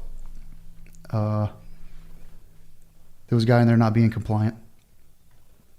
Escalation of force, eventually the call was made. Send Cairo in. Let Cairo off lead. He enters the room. A lot of the setups inside the house is like, I guess the initial room you go into is a bathroom or a kitchen area. And usually a room to the left and a room to the right, a mud hut. He goes in, sniffs the kitchen area. He goes into the right room. During the call out, one of the women, I guess, decided to leave her baby in a bundle of clothes on the ground or blankets. Jesus. Yeah. What the fuck? What the fuck? I guess they forget sometimes to grab their children. I don't know what. Holy fuck. So Cairo goes into that room in the right side. He does clearance. He ends up going up to the baby and sniffing. And I'm sure you've seen this. The dogs sometimes will they talk with their mouth. They'll grab pillows or blankets or anything. And he went up to the baby and didn't cause any damage. Sniffed it, went right past it. Did his search of that room, shot across through the kitchen into the other room and engaged a bad guy. And there was actually another. I think there were at least one more woman, 2 women in there probably. Went past the women, engaged the guy, the non-compliant man. Man. And it was. That's fucking incredible. So it didn't touch the baby at all. Didn't touch the baby at all. Did you have a camera vest on him at that point? I probably did. Yeah. Is that? I guess I'm curious from just out of just straight curiosity, like logistically, tactically, whatever. Are there times where that's more of a hindrance than a help? I would say it's situational dependent, right? Yeah. Just like everything. Yeah. Mm-hmm. Is that how you knew about where he was at and the baby or not? Or? I don't remember seeing that on screen. Those were, I'm watching, but the assaulters were up on the thing. So I'm back, directing, and I don't remember seeing it on the camera, but it was one of the, I think the team leader Yeah. That was on the window. I was like, hey, man, because you can't see we didn't know there was a child in there. You can't see. And then we found the baby. He's just bundled up in some clothes and like, what is this? Man, that is fucking wild. Because, I mean, there's for sure probably some dogs that would not have responded that way. You know? No, not at all. You know, so that's incredible. I mean, I think it speaks volumes to his temperament for sure. What's more surprising, that or the fact that somebody left their child in the room? Well, I mean, to me at this point, with some of the shit that I've heard, it's not that surprising, unfortunately. Not to us, but in our society, it's impossible to fathom. But I am curious. So when he went in and engaged that guy, do you remember where he grabbed him? In the arm. Yeah, it was just so when he engaged him, I remember going into the room. We ended up subduing the guy and taking him in for questioning. I didn't get to see. I probably saw the wound. I don't that doesn't really stand out. I'm sure it was a good bite, but I remember seeing the puddle of blood that he must have nicked an artery. It was like a Jello mold in the corner of the room. It all congealed. No shit. I'd never seen something like that before. God damn. Was he a skinny guy? Yeah. Yeah. Yeah. And it was really weird. I mean, we've seen some stuff. After over the years of going after bad guys, you see some stuff. Yeah. And I was like, wow. That's a lot of fucking blood. That's cool. I've never seen that. It looked like a Jello mold over there. Yeah. And he didn't bleed out?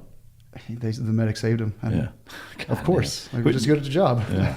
Do you know who that guy ended up being in terms of bad guy versus not bad guy? I mean, we took him in for questioning. He was being non-compliant. Yeah. I mean, obviously, you're not leaving your child in the room. You're probably doing that so they don't care about their children. They'll use their women. They'll use women as shields.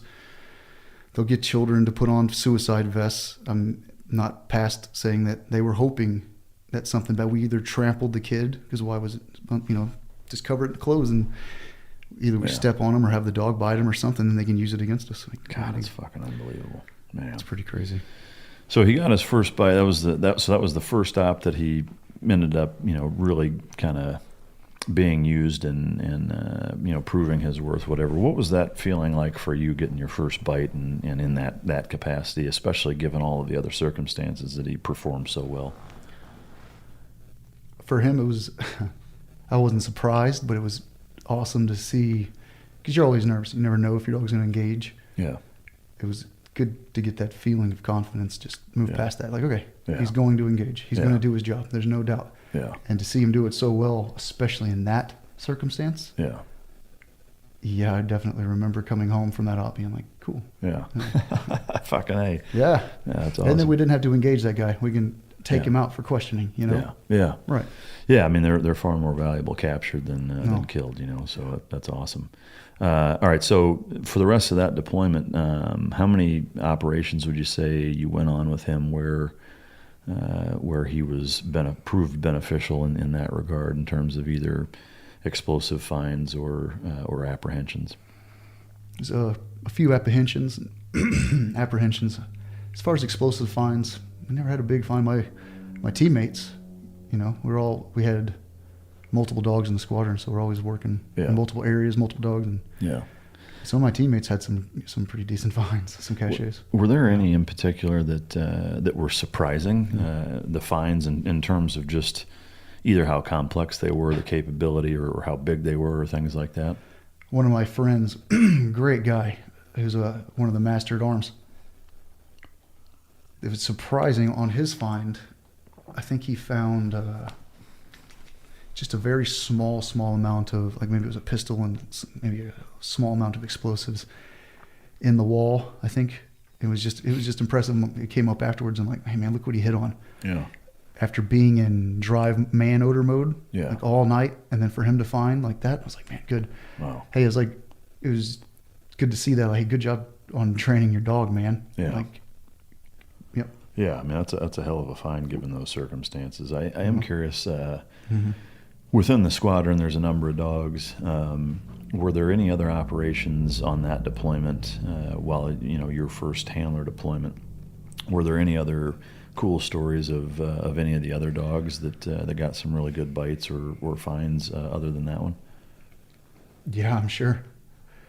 If we're being honest, a lot of this stuff kind of blurs together. Yeah. Another story I can think about off the top of my head. Even the deployments kind of merged together. And, sure. especially with a little bit of TBI. Yeah. I remember one night, a good Falco story. He ended up finding the target, the HVT, or high value target we were after, HVT.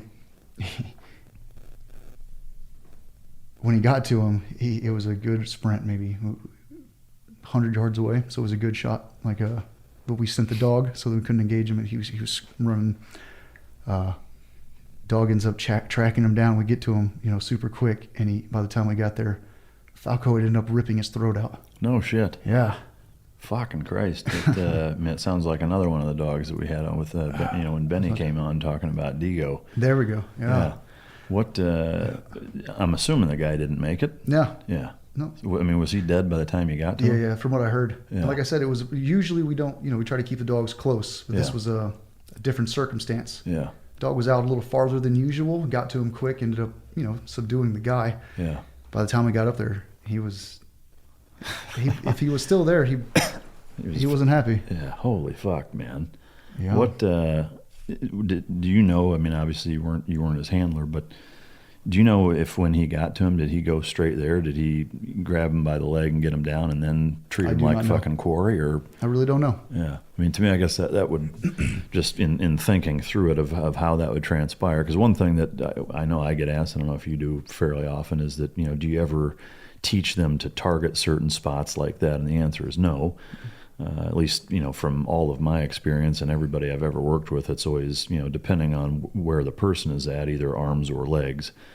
And just because of the nature of sometimes the position that the individual may be in or not, can sometimes dictate them to go to a different spot or whatever. But generally speaking, given a full frontal or a full rear shot, they'll pick, one of a handful of target areas that we tend to teach, which, again, is arms or legs. But I am curious I just wonder, I guess, how he got into the point where he went into his throat, because it's certainly not typical. You don't train for that. So, no, we don't train for that at all. And shit, you can't really train for that, but Falco was a monster. Like, he was a big dog. And once he got a hold of you, he's no joke. Yeah. Did you ever work Falco in the suit? In the suit, I'm sure. Yeah.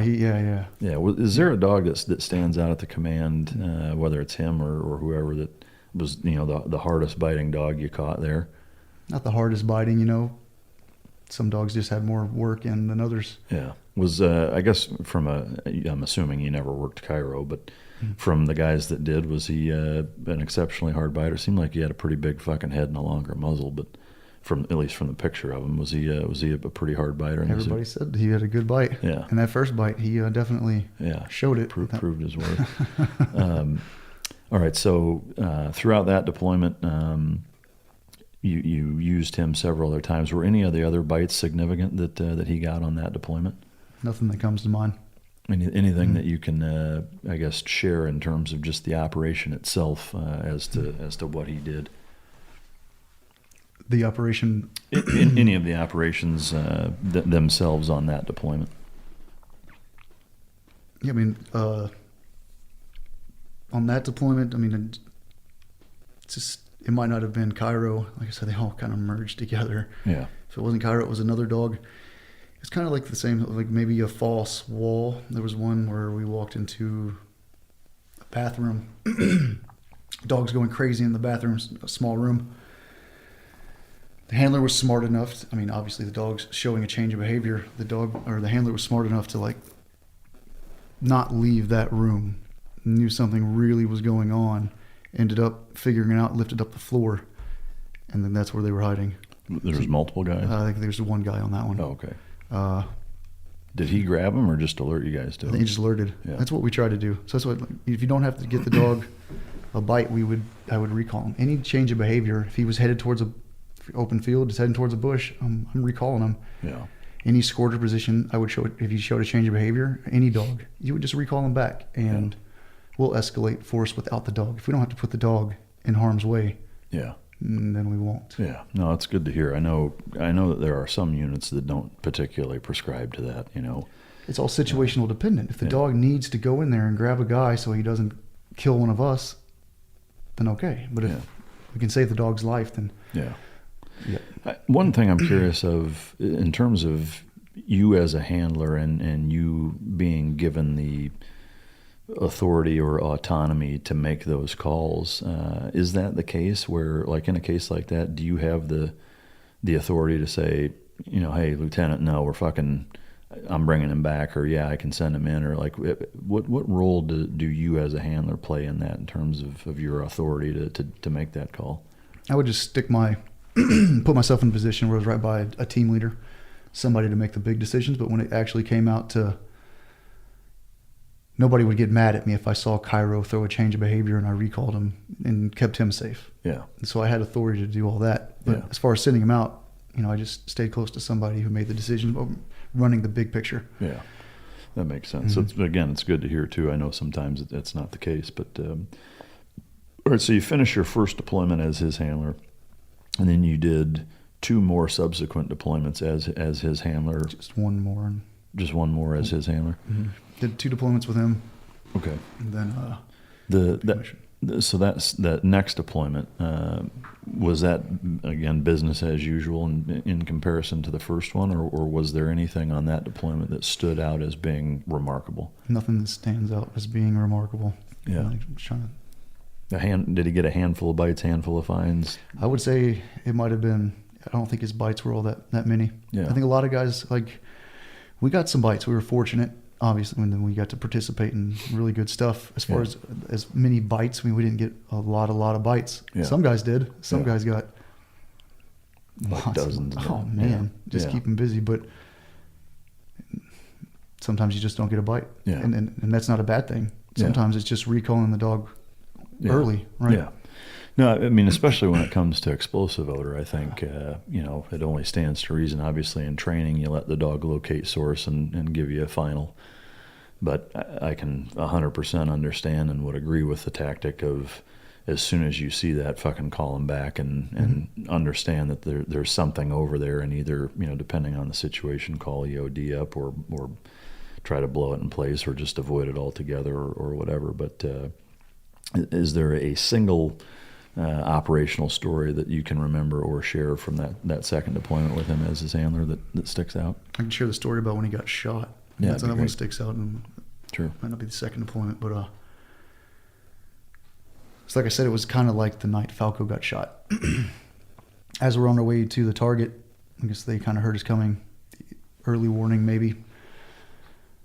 They ended up fleeing from the building. 2 guys hopped on a moped, and they were loaded down with AKs, RPGs. The call was made to follow. It was actually 2 sets of men, 4 guys total, 2 mopeds. 2 guys squirted one way, 2 guys squirted a different way. One helicopter followed one motorcycle, and we were following the other one. The ROEs were they made it to a tree line, and we couldn't just drop bombs on them because of ROEs. So the call was made just to land safe distance away and patrol up, conduct a call out, and try to get them to come out, and then use escalation of force from there. Real quick, were there only 4 people total, or were there just the 4 people that squirted the 2 different directions, and there were more people in the target, or do you know? Yeah, it's hard to remember because everything gets kind of... Yeah. So we're following 2 guys on a moped, basically. And they end up getting to a tree line. We sat down safe distance away. We make our way up to the tree line. They're not complying, obviously. They're ready for a firefight. Escalation of force, trying to keep everybody safe. Can't get the drop on them. Eventually, the call was made to send the dog in. It was right there by the team leader. I was using the wind to my advantage, so I was over on the right flank. That's where my team leader was, anyways, and sent Cairo into the tree line. I had a strobe on him to kind of try to see him better. Of course, once he got into the trees, he pretty much disappeared. I'm trying to stay down and make my way down. He sent him in. He's following his nose to the left, right? So there was as we made our way up to the tree line, I forgot to say there was a brick wall where we could make some cover behind. So we're all kind of behind this brick wall. Send Cairo over the brick wall. He goes in, disappears. I know he's moving left. As I'm making my way down, trying to be safe and watch. It's hard to, see a strobe every once in a while. it wasn't too long. He ended up engaging one of the guys. They were set up in an ambush. And engaged the guy. Again, they started shooting Cairo. That showed their hand. It allowed I don't know who was over there on the left flank. I was making my way over, one of the assaulters or sniper. Ended up, probably multiple guys, ended up engaging both of the bad guys. And they took care of him. Nobody had eyes on Cairo. I'm recalling him. Certain amount of time passed by. I mean, this happened all pretty quick, but it seems like eternity. He's not coming back. I'm not sure how long it was. Because he wasn't coming back, I obviously knew something was wrong. What had happened was, though, since there was a rock wall, I guess he couldn't make his way back over wherever he was at. He ended up having to find a break in the wall, it seems like, and make his way through the wall. And so the wall made it made an L around the trees. He ended up coming out of the trees, coming all the way back around the wall, finding the team. And as he was making his way down the line of team members back to me where I was at, and I was making my way to him, he collapsed. And immediately, he had been gone for so long. And as soon as I seen him collapse, I figured he was dead. What was going through your mind, generally speaking, other than that you thought he was dead? I mean, what was the feeling like at that point? I mean, were you panicky? I don't say I was panicky, but it was heart racing. Yeah. Was there ever an element that you felt or seemed like you kind of, I won't say forgot tactics or whatever, but reacted in a way that you wouldn't normally have because it was him and you felt like his life was in danger? On that one, I don't think so. I knew what the situation was. We knew there was two guys in there. I had a lot of guys up there, people I can trust to take care of business, right? They didn't need me to run up. Even though when I saw him drop, I immediately thought he was dead. I was crushed. Yeah. It's still business. Yeah. Just like if one of your any teammate gets shot, you still have to conduct the operation, right? Yeah. I knew that they probably didn't need me up there on the line. The guys had it. So I was able to make my way directly to him smartly. Yeah. As soon as I got to him, he was still alive. A little bit of relief, right? The chances of him making it aren't very good. Call goes out over the radio. I let my team leader know. I let the whole team know. I start pulling out his blowout kit, all of his medical supplies. And this happened quick. As I'm tearing open the bag, getting the gauze out, ready to find the holes and start stuffing, one of the medics on the team ran back, and it was perfect timing. I had just torn open the bag, I got the gauze out, and he just shows up, and I start handing it to him. He's actually tearing the packages open. As he's tearing the packages open, I'm taking Cairo's vest off and putting Cairo's muzzle on. I put his muzzle on just in time for him to start stuffing. Like, it just all happened. It just flowed so well, and I'd say he saved his life. Like, maybe I wouldn't have been so fast getting that gauze out, getting his vest off, stuffing. I probably wouldn't have put a muzzle on, just stuffing those holes, and to have him come back, and he knew what he was doing. He went to 18 Delta. It's good teamwork, I took his vest off, got his muzzle on just in time as he's stuffing that gauze in him. Cairo was mostly chill, surprisingly, considering he was shot. He was shot through the front of his chest. I think he was stuffing gauze in that hole and slid his muzzle on. He yelped once and kind of hit him with the side of the muzzle. So considering there was a hole in his chest, he took the pain pretty well. Yeah. He was shot also through the leg, and we're thinking that's why he couldn't get back over the wall. The biggest thing we were concerned about was the hole in his chest. As all that's happening, the team leader at the time, or the head chef at the time, had called the bird in, Casevac bird, medevac bird, whatever you want to call it, to pick up Cairo and get him to medical attention, just like any teammate. Even though he's a dog, he was the only one wounded. And those pilots, we're still in a gunfight. Things are still happening. They flew in no problem just to pick up Cairo. Yeah. Once we got back to base, the medical staff, we didn't have any vets. It was surgeons working on him. They did a great job. Once we were able to, they got him stabilized. Once they ended up getting him stabilized, we flew him to Bath, Bagram, and then that's where we had the vets do their job. And yeah. Yeah, it gives me fucking chills hearing you tell that story in so many different ways. The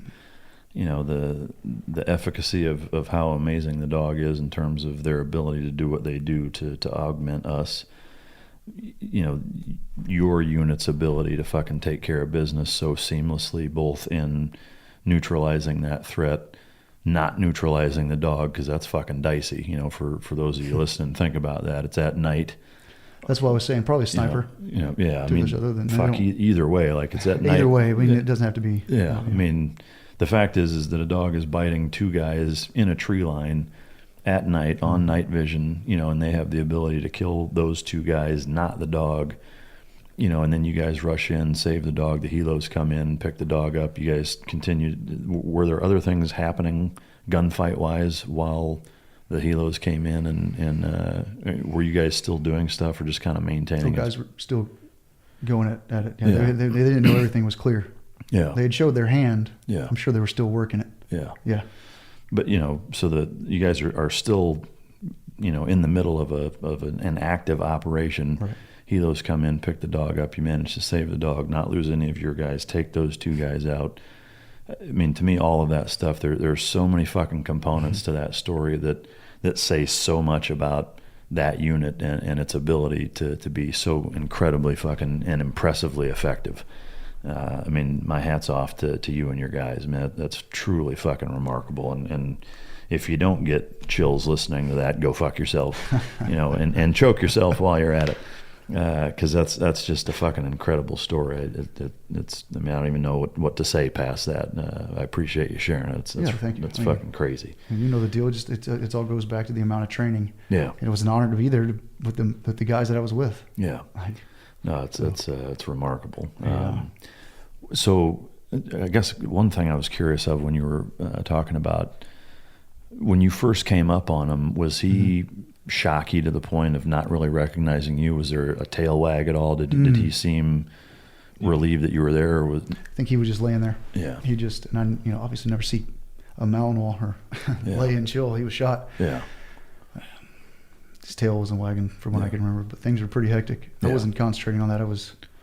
Yeah, I guess I was just curious if you noticed him, recognizing you coming up at all, or if it was just. I'm sure he did, but I don't remember his tail wagging. I'm sure seeing me probably helped. Yeah. Ease him. Yeah. One thing, just again for the listener, I know the different elements of it, but in terms of providing medevac, casevac, and just medical care, trauma care.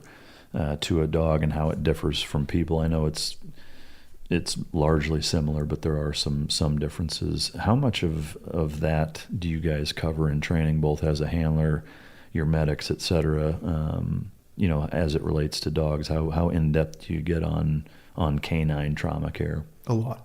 And especially if you're a handler. And I would say everybody on the team knows it. Gets their hand on K9 medical training, but especially if you're a handler, we do quite a bit. I mean, when I was in the dog training school in the beginning, one of the classrooms that I was in so it's kind of another funny story. I'd just gotten him in the classroom, week 1, maybe week 2 classroom time.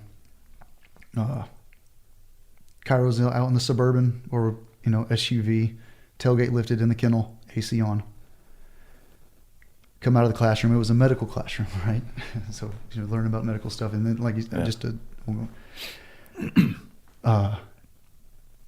come out of the classroom, and his cage door was about 6 feet away from the back of the SUV, just laying there on the ground. And I'm like, oh shit! Like, where did he go? And this is cop cars everywhere, other training going on. I didn't know, I was brand new. I didn't know what Cairo was going to do, and I kind of freak out for a second. Like, is he off attacking another officer with his dog, or getting in some trouble, doing something? Scared me real bad. I run over, and he's just sitting in the cage, chilling. It's like nothing happened. And I'm like, all right. He probably, what I was thinking is like, he probably ended up just breaking the door off. Yeah. He had to go take a shit. And he hopped back in the cage, and he's just chilling by the time I got out. But I guess that's just a funny kind of segue into medical. But yeah, we conduct quite a bit of medical training. Awesome. Is there, in terms of your 18 Delta or your corpsmen, your medics within the unit, do they do any specific K9, or they just use what they know and apply it? Like, do they go through some of the K9 training with you guys? We do specific classes on K9. Yeah. Okay. Well, that's, like I said, it's truly remarkable. All right, so he gets essentially life flighted out and stabilized at Bagram. What was his life like after that in terms of rehab, recovery? Did he go to Germany and then come back home and go to Lackland and that whole... He did, but I stayed on deployment. Just to reiterate, they are different. You know, they're similar, but they're different. When they were operating on Cairo, the surgeons, they didn't know that I guess there's a flap in the back of the dog's neck. You have to flip it down and then stick the tube in to get an airway. And they had to they just couldn't get an airway, so they had trouble airwaying him. So, you know, it's just to reiterate on that point, some things are the same. Yeah. Some things are different. There's little things like that you need to know in order to, you know, get a dog an IV. It's different. How to put a tourniquet on a dog from a human. Yeah. It's definitely different. You know, all that hair. Yeah. And then could you repeat the... So I'm curious, you know, once he was stabilized, he went from Bagram. Did he go to Germany and then to Lackland? And, he did. You stayed on deployment. What was that? Did you just slide into an operator role, or did you grab another dog? Or yeah, a good buddy of mine, Mike Toussaint. God bless Mike, by the way. I love that guy. God bless Mike. Me too. He had just lost Remco, so he was able to meet me in Bath. He picked up Cairo and brought me a spare dog named Bronco. You know, I knew Mike. I went through the handler course with Mike, so we were great. Like, I love Mike to death. Yeah. So it's cool. I got to hand Cairo off, even though he was injured. He made it through the night. I didn't think he was going to make it. I stayed with him through the entire night, right there on the floor. Of course, he ended up coming around, you know, pretty quick. As soon as I knew he was going to make it, Mike shows up, gives me another dog. I hand him off, and I know he's in good hands. And from there, he did, as far as I know, he went to rehab in Lackland. Yeah. Do you know the extent of his injuries now, you know, after the fact? Like, what exactly was wrong? Obviously, getting shot in the chest and the leg is a big fucking deal. But do you know, I mean, was it a punctured, collapsed lung, or what? Do you know what all he sustained? I don't know the specifics. They had to, since they couldn't get an airway, they had to put tubes into his lungs. It's drawing a blank on me right now where they had to do that and cut his throat open for the... Like a tracheotomy. Yeah. There it is. They're drawing a blank. Yeah. Yep, so a little tracheotomy. So he was... they saved his life, but he was in kind of bad shape. I don't know what all they did. They just fixed a hole in his chest, and they found put a plate in his arm, fixed all of it up, and patched him up. So how long was he on rest, recovery, rehab, et cetera, before you got him back and you know, could start doing things with him again? It seemed like quite a while. You know, we got back from the deployment and he was still in rehab. Down at Lackland? Yeah. Yeah. So try not to think about it too much. We're still working. Yeah. I know he's in good hands. Yeah. I wish I would have went and saw him, but I ended up getting him, you know, as soon as he got back to the kennel. Yeah. Went over and saw him as soon as I could. Yeah. Taking a couple steps back, so you got another dog. How much longer were you there with that new dog Bronco? Can't remember, maybe a month. Yeah. Something. How was that? I guess, you know, I know all dogs are different. Was Bronco a fairly seamless, easy dog to pick up and start working with, or was he? I think I had issues. Yeah. I don't think it was Bronco's fault. So we definitely did good. We didn't do as well as me and Cairo, obviously. We made it work. Yeah. I would say it was on me not being as good of a handler. Bronco was a great dog, but we still got it done. It just didn't feel as smooth as me and Cairo. You know, it's trying to learn each other on. I just got you. Yeah. Bronco was a great dog, but just me trying to learn his. Yeah. I mean, to me, it'd be like you jumping into another squadron. You know, one day you're with the one you're at, and then jump in with there. Like similarly, I think you'd still get it done, but it's not going to be as seamless as with the guys you've been working with day in, day out. Any stories that did you get any bites with Bronco? I didn't get any bites with Bronco. No, like I said, I don't think I spent too much longer. Yeah. All right. So you at that point. So now you come back from that deployment. Did Bronco go to somebody else, and then you got Cairo back?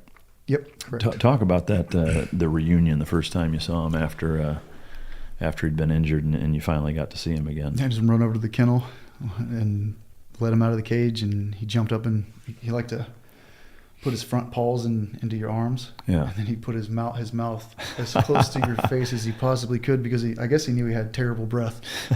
Periodontal disease, man. If there's one thing, I said, like, what's the worst thing about Cairo? It's like his breath. Yeah. His breath was terrible, so he'd jump up in my arms and he would just be so happy breathing in my face. And that's awesome. oh, he was so happy, but it was good. I'm glad he remembered me. Yeah. Of course he did. But. Yeah. Was he physically fully recovered at that point, or was he still kind of? Yeah. The only thing I ever saw after that was a little hitch in his step. Yeah. Yep. From the plate in his leg. Yeah, the plate in his leg. Yeah. But it wasn't. Yeah. One thing on his breath, I guess I'm curious. Are you guys dictated to what you feed the dogs, or do you have any flexibility on that? The kennel chooses, and that's it. Yeah. And then that's where we get the food. Yeah. I'm not going to plug whatever food you feed, but I know, like, for me, getting dogs in for a host of different clients, whether it's personal protection, police, military, fucking whatever. I get dogs that have been fed fucking everything, and some dogs come in and their teeth are in rough goddamn shape, and some they're not. So I inherently pay attention, taking care of 26 retired warrior dogs. Similarly, like you've got to pay real close attention to that, because that can create huge problems or not. And one of the things that I tend to be a little surprised by is that lack of flexibility when it comes to maybe trying a different diet or feeding different things. I mean, one of the things that I've seen in dogs coming, switching them to raw or a different food where they eat it different, or if it doesn't have certain fillers or grains in it, can make a big difference. But then also I'll feed most of my own personal dogs frozen turkey necks a couple times a week, and that helps tremendously clean their fucking teeth. But anyway, I've learned that pretty recently. It's not an easy thing to do. That raw diet's kind of hard to stay on top of. But yeah, because I mean, to me, one of the things that all of us, I think, in the industry have to remind ourselves, or sometimes you forget, is that their teeth, just like with people, are a window into the dog's health, and can create huge problems if their teeth are fucked up. But especially in a dog, and that's their only weapon. Yeah. So if their fucking mouth is off, that can, enormously hamstring their capability. Just, I don't know, food for thought. I was just curious. No, that's, just like with you, your diet's important. Dog's diet's important. It's important for his teeth. Mm-hmm. He also he had a pretty high pain tolerance. So sounds like it. Remember once we were probably doing some breaching or something, got him fired up. He was in the trailer kennel. He ended up trying to get out of the kennel, got his tooth stuck somewhere, and he broke a canine in half. Yeah. So I go and open the door, and I see something laying on the floorboard. I pick it up, and I thought it was like a toenail. I'm like, oh, that's weird. And I look at it, and I'm like, no way. Yeah. I end up looking at it, and you would have never known if I wouldn't have seen his teeth. Yeah. He's cool. So I lifted up, and he'd broken his canine in half. Yeah. And the whole way back to the vet, he didn't show any signs of pain. He didn't whimper, so you wouldn't even know. Yeah. Until, the vet tech got back, and for some reason he touched it. Cairo didn't love that so much. Yeah. That was like the one time he got a little pissed off, and I'm like, "Hey, dude, what are you doing? Why are you touching that?" Yeah. So they ended up having to cap it? I don't know exactly what he did. They didn't put the metal cap on or whatever, but yeah, that's interesting. Yeah, they ended up fixing him up. He was just a little broken, so whatever you do to No, it's interesting. All right, so you get reunited with him. Mm-hmm. Did you, at that point, was it the big mish after that, or did you do any subsequent trips with him overseas? We did a couple deployments together. As soon as I was back, I had to hand him over. It was kind of hard. It was good to be going back to being an assaulter. Having a dog is a big responsibility. If you're not utilizing the dog, you're kind of a babysitter. Yeah. Right? And not all the time the dog needs to be utilized. So it's good to be back, being an assaulter. Yeah. But it was hard giving him up. Mm-hmm. So you had to give him up to another handler? Or no, he was going to be a spare dog. And the person that I was giving him to, every handler in the squadron was awesome. Yeah. He was staying in the squadron. Okay. And I knew that he was going to be well taken care of. I can go visit him. Yeah. I'd see him here and there. So it was hard to give him back, but I knew he was in real good hands. Yeah. It was good to be back to being an assaulter. Ended up going to free fall jump master school out in Yuma. Which is everybody's wet dream. Oh my goodness. I was on a dive trip down in Florida and I was loving it. It was so much fun. My team leader calls me on breakfast and he's like, "Hey man, I got good news. It was one of my best friends, Nick Check. You and Nick are going to free fall jump master." And I'm like, I like a lot of the trips. I loved that trip. I was not happy. I was like, I want to go to free fall to be, build, get that knowledge. But I really don't want to leave this trip right now. Yeah. And I love it. They broke the trip and sent you in the I was middle. like, come on. Yeah. But it's, you got to go. You got to feel that, you got to get that check. Yeah. It's, no pun intended. Yeah. So I went to free fall jump master, left that awesome trip.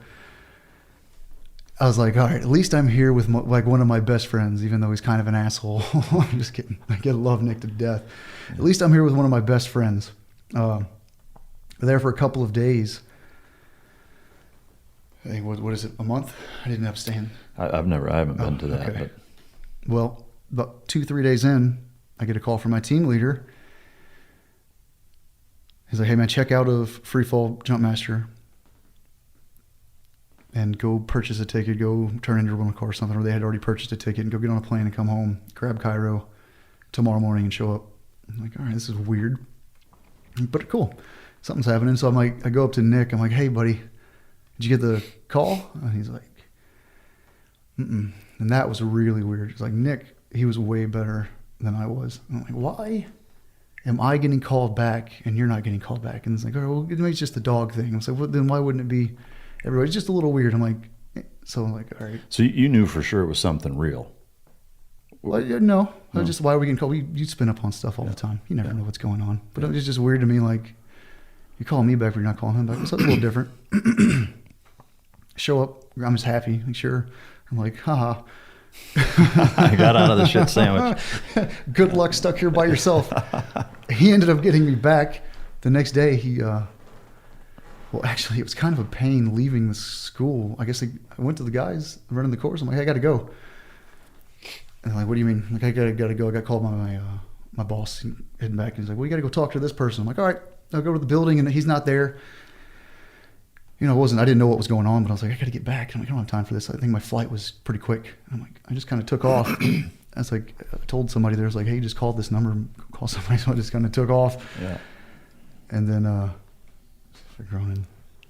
so once I get back, he got me back the next day in class.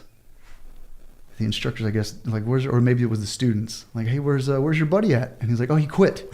Like, oh man, that's great. Good. You got me good, man. That's awesome. All right, so you go back. What was that like? That whole spinning up process. Like, once you got back, out of my curiosity, and I have no doubt everybody else is.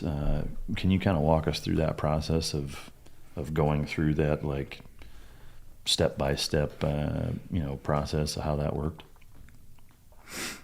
Yeah, I would say what comes to mind is when I got back, it was just a little different. There was only a certain amount of guys, so it usually wasn't normal. Went into the conference room and no detail was given. It's kind of general, we're doing something. So cool. We were really busy, obviously. Yeah. Stuff like this happened all the time. Obviously something was going on, but eventually it took a little bit. The rumors kind of came out. "Hey, maybe we're going after UBL." I was like, "Oh yeah, that'd be cool," but nothing official. Eventually it was told to us what we were doing, and then obviously it got really planned. And the people, it's got to give a shout out to them that put in all the work, all the intel people. Like, holy shit! Yeah, like wow.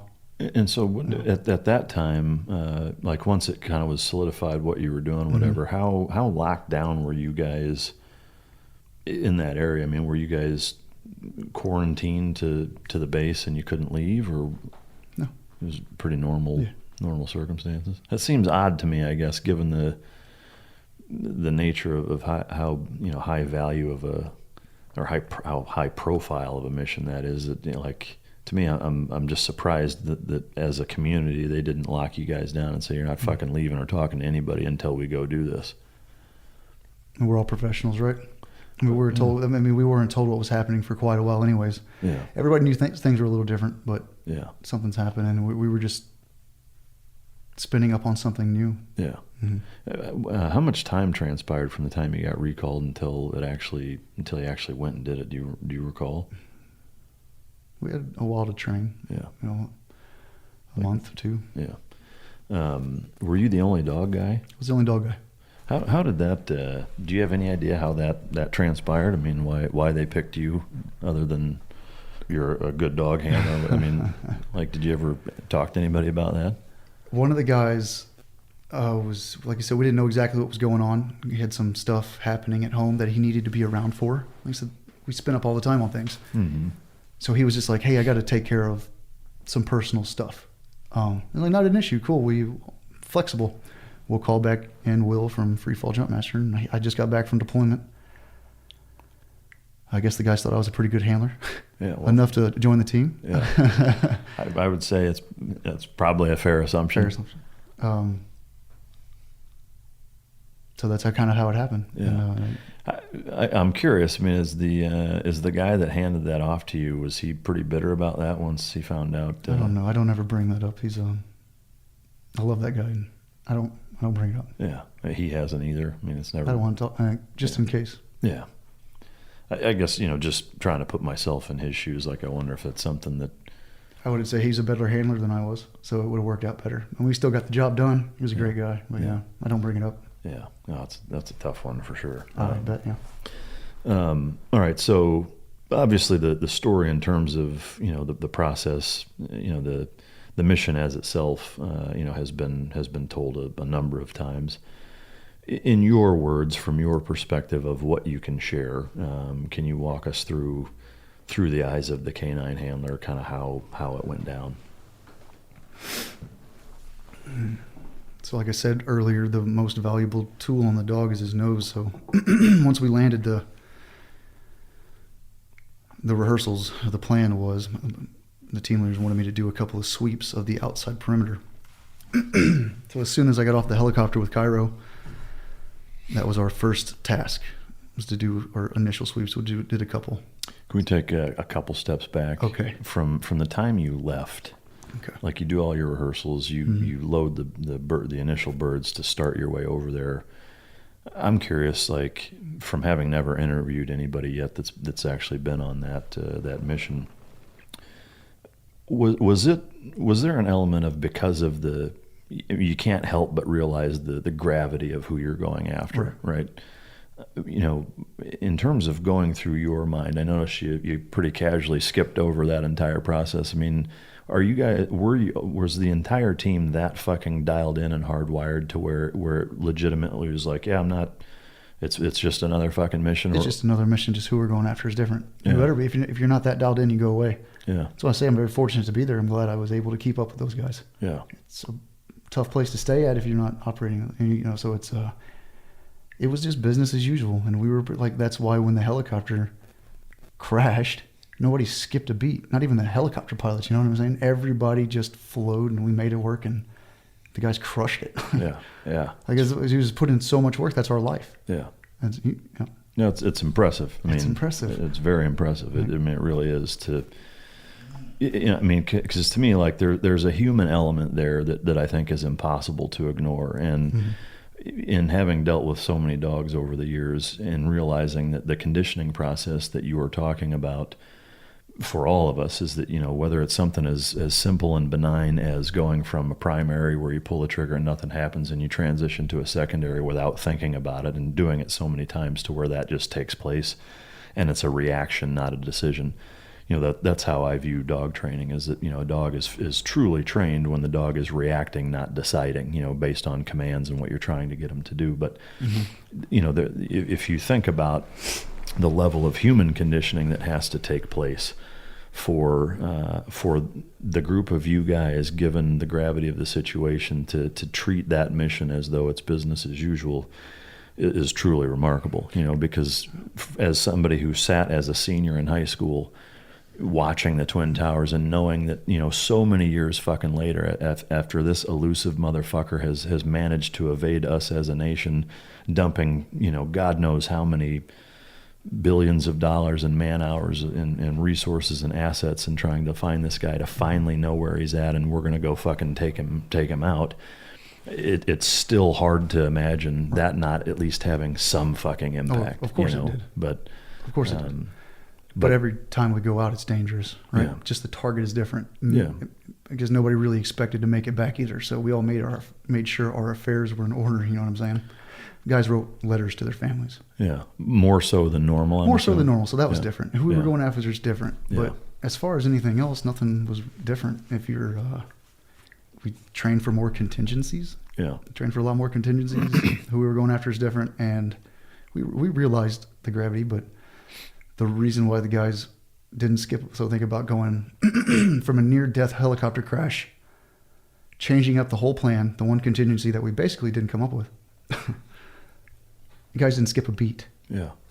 It actually worked out in our favor, right? So to be that smart on your feet, we trained so much, and so it's impressive. Those guys almost a near-death experience going after one of the most wanted people ever. And they still.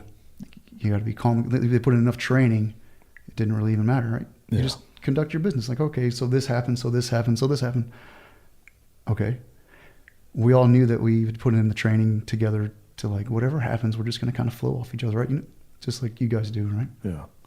Like I said, it's truly remarkable that's even possible. All right, so while you're flying over there, gravity of the situation seems to have less of an impact than I think most people would think. But so you land. Anything during the trip over, the infiltration, et cetera, that didn't go as planned, or that threw you off at all, or that was different than what you expected? I forgot to bring a chair. So you stood the whole time? Stood there. Oh, no, I sat on the floor with Cairo between my legs, and Yeah. I got to sit there and stare at Rob the whole time, who was smart and brought a chair. Yeah. But as far as anything else, no. Yeah. It's pretty Well, the business. helicopter, I guess the helicopter, we didn't even know about the helicopter crash until we kind of made it happen so fast. We were on our way around the side of the building and we saw the tail end. I'm like, huh. That doesn't look right. That doesn't look right. He's like, hey, look, he's got a helicopter just like ours. What, I know there's been, an investigation, what happened, why it happened. What is your perspective on how it transpired and why? As far as what part? The crash itself. Lost lift. And was it because of the walls and the aerodynamics or lack thereof? I would assume that's what they said. Yeah. Those pilots are just, man, that could have been a catastrophe, right? Yeah. Think about where that could have gone. Oh yeah, that could have ruined the whole thing. For that guy to land it, and then not only that, he's like, I'll fly that thing out of here. Yeah. That's how good those pilots are. Yeah. Yeah. We're like, all right, man, we'll just, it's okay. Yeah. We got other plans, but those guys are awesome, man. I'll fly that thing out of here. It doesn't matter. Yeah. Okay, you did good enough by saving our lives when that crash. Cool, man. In afterwards, talking to some of the guys that were on it then, did anybody get hurt, or did they manage to control the crash enough to keep guys from getting fucked up? If guys did, they didn't complain about it. I'm sure somebody got hurt. Yeah. But it didn't take anybody out of the fight. Yeah. Not that I know. Yeah. I think even during there was a couple gunfights on, obviously. Yeah. I think some guys took some frag on that or something. Yeah. Nobody talks about it because nobody really got physically shot. Yeah. If guys hurt themselves, either they thought it was a past injury or just kept it to themselves. Yeah. All right. So you land back to kind of your point of view. You land, and your first kind of role or responsibility is to sweep the outside. I'm assuming prior to guys entering. If you could kind of walk us through the mission as it was seen through you and Cairo's eyes. Yeah, we did our duty on the outside. We found that helicopter tail. Yeah. Once I felt confident with the sweeps, I started making my way to the inside. Found the main building, started doing sweeps on the first floor, There was a lot of glass on the floor, I remember, so I was having to lift Cairo up quite often. And no rough wear dog booties on that one. Yeah. Did our sweeps, and then it obviously goes more into detail in the book, and then made our way up to the second floor. Did our sweeps, didn't find anything significant, and I was just doing thorough sweeps. And I was on my way up to the third floor, and the call was made that, hey, I think I was talking to Rob. And yeah. It's like, hey, I think I got it. It goes into like more detail for sure, but yeah, it's like that was a great feeling. I was like, okay. Yeah. Yeah. Did it go from being surreal to being more of a real moment at that point? I guess at that moment, it's like, he thinks we got him. I was like, okay, that's cool. It kind of like gets me excited, but not too much. Still doing our job. I'm just focusing on the dog looking for change of behavior, looking for explosives. We figured the house would be rigged to blow, or there's going to be some safe room, false wall. Something, right? So I'm just focusing on him, and then I hear, I think it was talking to Rob. I said it first, and I was like, cool.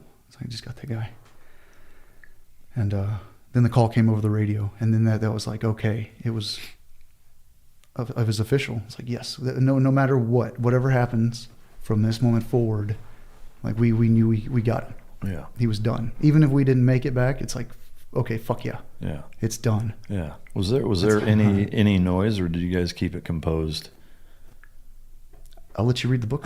It's kind of embarrassing, honestly. Like, it's the first time I've ever done it, but I'll let you. It's a good a good little thing. We'll save that story. It's a good one. Yeah. But it was a great feeling. Let's just say that I've never done that before on target. We're professionals, right? Yeah. We're not there to celebrate and stuff, but that's a different story. It's a different story. Yeah. We'd get, like I said, even if we didn't know what he wanted to die, but we at least knew when we had him. Yeah. Right. The mission was accomplished. Now let's get home. Let's get. Right. One thing I'm curious with, and this is purely, from the dog being used aspect standpoint, is there? I mean, with that speed and fluidity of the unit moving through multiple levels, obviously the dog can't be everywhere at once. I mean, is there an element of having him there for certain, tactically valuable spots where it you almost have to have, something checking to make sure that these choke points are clear, et cetera, are what they are. But, in essence, just kind of one more shooter with a dog with you going through in some areas at some point when you're taking it down that fast with that many guys and that many levels. Is that a safe assumption? Yeah, it's fast. Yeah. Especially we were on a little bit of a time crunch considering where we were. Yeah. And when you're, doing that many house runs, guys are pretty quick by then. So it was me just to, like I said, I was watching the dogs change of behavior and moving as fast paced as I can to try to catch. Everybody had to do some sweeps. Mm-hmm. I was told to conduct sweeps on the outside and then catch up with the team. Yeah. Were you by yourself? Did you have security with you? Security, for sure. Oh, yeah. You got a swim buddy? Yeah. With what's typically your primary in that role? Are you with everybody else, or are you doing MP5s or 7s, or does it just depend? I rolled with an MP5 for a while, and I got myself into an op where panned out it wasn't a good idea.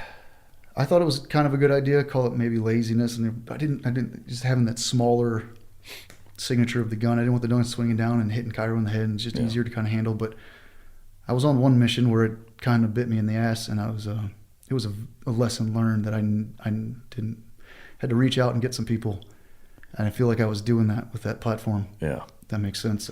So I switched back to the 416 after that one. Yeah. What? I mean, do you have the flexibility to roll with like a 300 blackout, like a small, like a cane brake SIG 300 blackout in an instance like that, or maybe certain guys? Yeah. I mean, is that something? I don't know. What's your take on that platform as a whole? Yeah, I don't know. I didn't really mess with that platform. In sniper school, I got my sniper suite. Yeah. I try to perfect that platform as much as possible, and then we have so much stuff going on. I got to jump, dive, this, and then now I got to learn to dog. So I didn't really get into I didn't get into the different platforms once I progressed into my career. Yeah. All right. So going through, you're doing your sweeps, you're doing your thing. That comes over the radio. We'll save that juicy tidbit for you assholes to read the book. You said you're on a time crunch.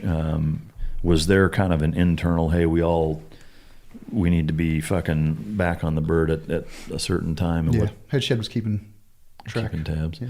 Was there anything different in terms of whether it's eyes in the sky or being monitored because it was obviously the president's fucking watching? Was there an element of that made anything different for you guys? No. Not really. All right. So once that's done, did you get to a point in the building where you actually went into the room where UBL was at, or did you never get to see that? We'll save that for the book. We gotta give the guy something. Gotta give him something. Yeah. No. The call was made. I didn't need to go into the room. Yeah. We were very busy. We were very busy doing the rest of what you were doing. Well, I mean, everybody's doing. It's a really important job. We're on a time crunch. If I wasn't needed, I was needed in other valuable places to do sweeps with explosive odor we did not know. So I did it. And, you know, just because I want to go in there and see Bin Laden's room. Yeah. If my teammate, who I trust, comes down and says, "Hey, man, we don't need you in there. It's kind of busy." I'm like, "Cool, got it. I'm gonna go find another job." Yeah. Do you know either through the actual timeline or otherwise what the amount of time on target was? No. Don't know. You just knew what time you had to be out by? Yeah. Yeah. I mean, looking back on it, do you know about how long you guys were there? Is it something you can share? Yeah, I honestly don't even remember. I mean, like it might be in one of the other guys' books, you know. Yeah. Read. I mean, I guess just thinking of it, ballpark, was it 10 minutes, an hour, half hour? Hour. Yeah. Was there any indicator that the gig was up in terms of outside forces? I know a lot of times, there's blocking forces, whatever. Was there an element to that where you guys had guys keeping an eye on the perimeter and making sure that the fucking cavalry wasn't on its way? For sure, of course. And that was one of my responsibilities, is to get the dog out there to kind of deter people from getting too close. Was there kind of a crowd assembling at that point? There was a little bit of background, yeah. Did you get the impression, I guess, in that position that the people around there knew that he was there, or do you think it was a fucking secret? Probably a secret. No shit. Yeah. They were just seeing what the fuck was going on, like what the fuck? I think he was hiding pretty well in plain sight. Yeah. And the intel people who put in the work to find him did a real good job. Yeah. No. Yeah. I mean, depending on how accurate the movie is, it's. I'm sure it's close, or at least in the ballpark. It's a remarkable story for sure. I just watched it because Chris Pratt was in it. Is that right? Yeah. Oh my, yeah.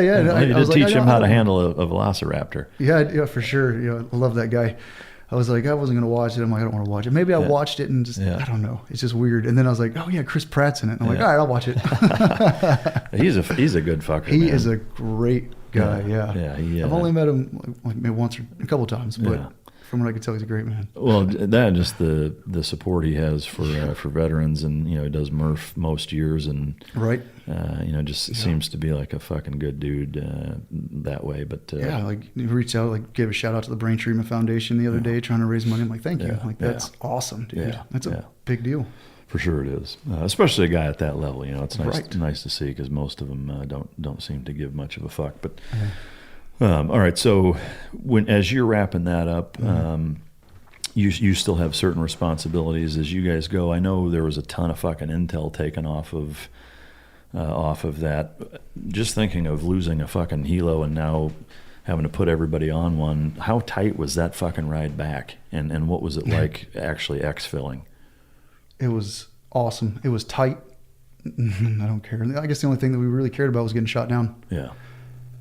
But I held Cairo. It was a tight fit. I held Cairo in my lap the whole time, uncomfortable. Yeah. But it was great, man. Like I didn't even care. Yeah. The only thing was like, hopefully don't get shot down. Put it in my AirPods. I just try to listen to music. Yeah. What were you listening relax. So here's a kind of funny story. So we had my Falco. I used to listen. I brought it. A lot of guys will read, on the airplane to kill time. A lot of guys sleep. I'd sleep a lot too, but I'd listen to music, and I'd listen to "It's a Great Day to Be Alive." Love my job. I'm surrounded by like some of the best people in the world, doing good things. I used to listen to that song all the time. Who sings that? The Great Day of Travis Tritt. Oh, okay. Right? Are you a country guy? Yeah, big country guy. Yeah. Texas, Southeast Texas. You? Not really, honestly. No? I mean, Okay. I'm from Iowa originally. Oh, yeah. I mean, For me, I've just never fucking gotten into it, you know. Fair enough. Yeah, just there's for me, I guess I look at music more from like a motivational stand. Like I love to listen to music working out or walking, running, you know, or if I'm working, you know, doing shit outside or whatever. I always listen to music, but it's usually like metal or hard rock or Nice. you know, shit like that. I usually listen to your podcast. Is that right? No, I listen. I do. I listen. I try to instead of listening to music. Yeah. Every once in a while, I listen to music. I'm trying to learn more. Yeah. My brain wasn't functioning there for quite a while. Yeah. I feel like I was slacking. So these days, you know, if I'm not reading, I'm trying to put in a podcast. Yeah. Oh, that's fucking listen. awesome. Yeah, you learn some good stuff, man. That's You awesome. have good. But so I'd listen to It's a Great Day to Be Alive, and I'd always, you know, Falco would always be there. Yeah. After he passed, it just couldn't listen to it, man. Yeah. Oh, Yeah. get me. I'm like, you know what? I just couldn't. I just skip it. Yeah. On that plane ride, it just happened to come up, and I was like, you know what? And it was, if I'm going to listen to that song at any point in my life, it's probably one of them. Yeah. And I just tell you, I had Cairo in my lap, listen to that song, and Yeah. it's good stuff, man. In trying to put myself in your guys' shoes, I can't even begin to imagine what that feeling must have been like. And I get it's even better being all packed in there on the way out after you successfully did it. You didn't lose any of your guys. You smoked the fucking bad guy. You took a treasure trove of intel. I mean, if you can try to put into words as you're lifting off, like looking at the compound, knowing what you guys just did, like how do you even encapsulate that into words? I mean, I really can't, man. Even the exfil was something out of a movie. We'll just leave it at that. Yeah. And then just see like how bad things could have turned out, and to sit there. I was just sitting on the wall watching this happen, and to watch these people operate at such a high level and make decisions like that, and not even raise their tone of voice. Yeah. Just hey man, do this. Ended up making a call or like saved like a helicopter from possibly going down again. It's like, man, just to watch that happen, it was like something out of a movie. Yeah. And then the helicopter comes in and picks us up, and I can't even describe. Like, Yeah. I guess the best way to describe it, when we arrived at the hangar and we walked in, what I felt personally was like, we made it back and everybody's alive. Mm-hmm. And we got him. Like, we got him, we're back, and nobody died. Like, Yeah. fuck yeah. Yeah, I mean, it gives me fucking Right. again chills just hearing about it. I can't even fucking fathom what that feeling must have been like to go from being that high school senior and knowing that impact. Fast forward 20 fucking years, almost, or not 20, but a long goddamn time, 10 plus years. Mm-hmm. You know, and all of the things that have transpired between 9/11 and when you guys got him. That was what, 10 years, 11 years? You know, to me, it's just, it's such a movie-like poetic justice of events that transpired to make all of that happen. And it's an honor to sit here, you know, with somebody that was on it and you know, have you share that story. It's fucking remarkable. It's an honor to be able to tell the story. I mean, yeah, I appreciate it very much. I'm glad thanks for having me too. Yeah, no, absolutely. Sure. I am curious, from when you guys took off until you got back, how long of a fucking process, or how long did that take from lifting off to being back home? The flight? Yeah. It was a long flight home. It was over an hour. It was a good quite a flight. What? And that, and back home being, you guys went back to Bagram? Jabad. Okay. And then from there, did you guys go straight back to the United States, or did you hang out there for a bit? It was fairly quick. Yeah. At that point, once you landed back, the hour flight, you get back, I mean, was there a sense of celebration at that point? Like, were guys whooping it up? And I mean, if we're being honest, like, we all knew it was a big deal, and it was like, but I didn't. It was like, it happened quick. We got back quick. When we landed, I guess, like, everybody was there. Yeah. I was like, whoa, man. And it was like middle of the night. It was cool to see when the door opened. It's like, oh shit, everybody's here. Like, yeah, it's good to see the support. I mean, of course, it's such a big deal. Just. Do you mean everybody from the command, or even higher ups from there? No, just everybody from the command. Everybody that was basically that could be there. Yeah. It was cool to see everybody show up. Obviously, I mean, it was a big moment. It was just nice to see the support. It was like, fuck yeah, dude. Yeah. See everybody when we got back. It was awesome. Yeah. And then when you got back, share or not share, please tell me you fucking took something from there. But I don't care, fucking rock, something. I mean, we're so busy that I kind of wish I would have, but yeah, there's a lot of regrets I have. But I have a lot of good memories. I'm just happy to be able to be part of that. Yeah. Honestly, I'm just happy to be around the group of guys that I was around. Yeah. And to be able to participate on that, just because I didn't happen to maybe grab something like, okay, fucking let it go, man. Yeah. Or like, I have stuff from the yacht that I wore. Yeah. And I have Cairo's vest. Well, I don't have Cairo's vest anymore. That's in the 9/11. I gave it to the 9/11 museum. At first, I was kind of selfish. Yeah. I was also not in a very good place, but it's like, no, I want to keep this. Somebody had kind of brought it up. And then I guess once as time went by, I kind of realized like, hey man, this is way bigger than you. Yeah. And it was good. As also when I was talking to some of the people at the 9/11 museum, it's awesome to hear. It's been so long that the kids these days don't even know about 9/11. So I was like, oh man, I didn't realize that. Like, right. And then the best way for them to kind of make that connection of what happened is when they see like a fireman's helmet or their boots. So they asked me for, they said like when they see the dog's vest, that's kind of going to help make that connection of what's happening, you know? Yeah. And I thought that was awesome. I was like, man, it's an honor to be able to put something in the 9/11 museum that was Cairo's part of history, and then to hear that it like can help. Like that didn't even click until he said it, and I was like, yeah, man, that's awesome. Yeah. No, it's really cool that it's there. I saw the picture of it, and it looks really fucking badass. They did a great job. Yeah. And it was just like another great thing to hear. Is like, man, that's awesome. We're also doing like a young adult reader version of the book. Good. Because, you know, like it was good to hear that like that connection is made through those certain elements. And I mean, who doesn't love dogs? Yeah. Some people don't, but children, you know, most kids love dogs. And if they can learn a little bit about the military by reading the book, then it makes me feel great. If you don't love dogs, you're fucked up. I mean, that's the reality. Even the guys on the team that were allergic to dogs loved Cairo. Yeah. Like they would still pet him. Yeah. That's awesome. Yeah. All right. So when you get back, what was your life like post raid? You make it back to the States. Walk us through that initial fucking wave. It actually just kind of went back to normal. Really? Really. So did you went and finished Jumpmaster school, or? I did it. Yeah. No shit. Mm-hmm. Not that one, but I went to Yeah. No shit. I went and finished up my schooling that I need to. Things were a little busy, different after the first initial part, but it died down fairly quick. And then it's like, all right. Yeah. And like nothing ever happened. Yeah. Wow.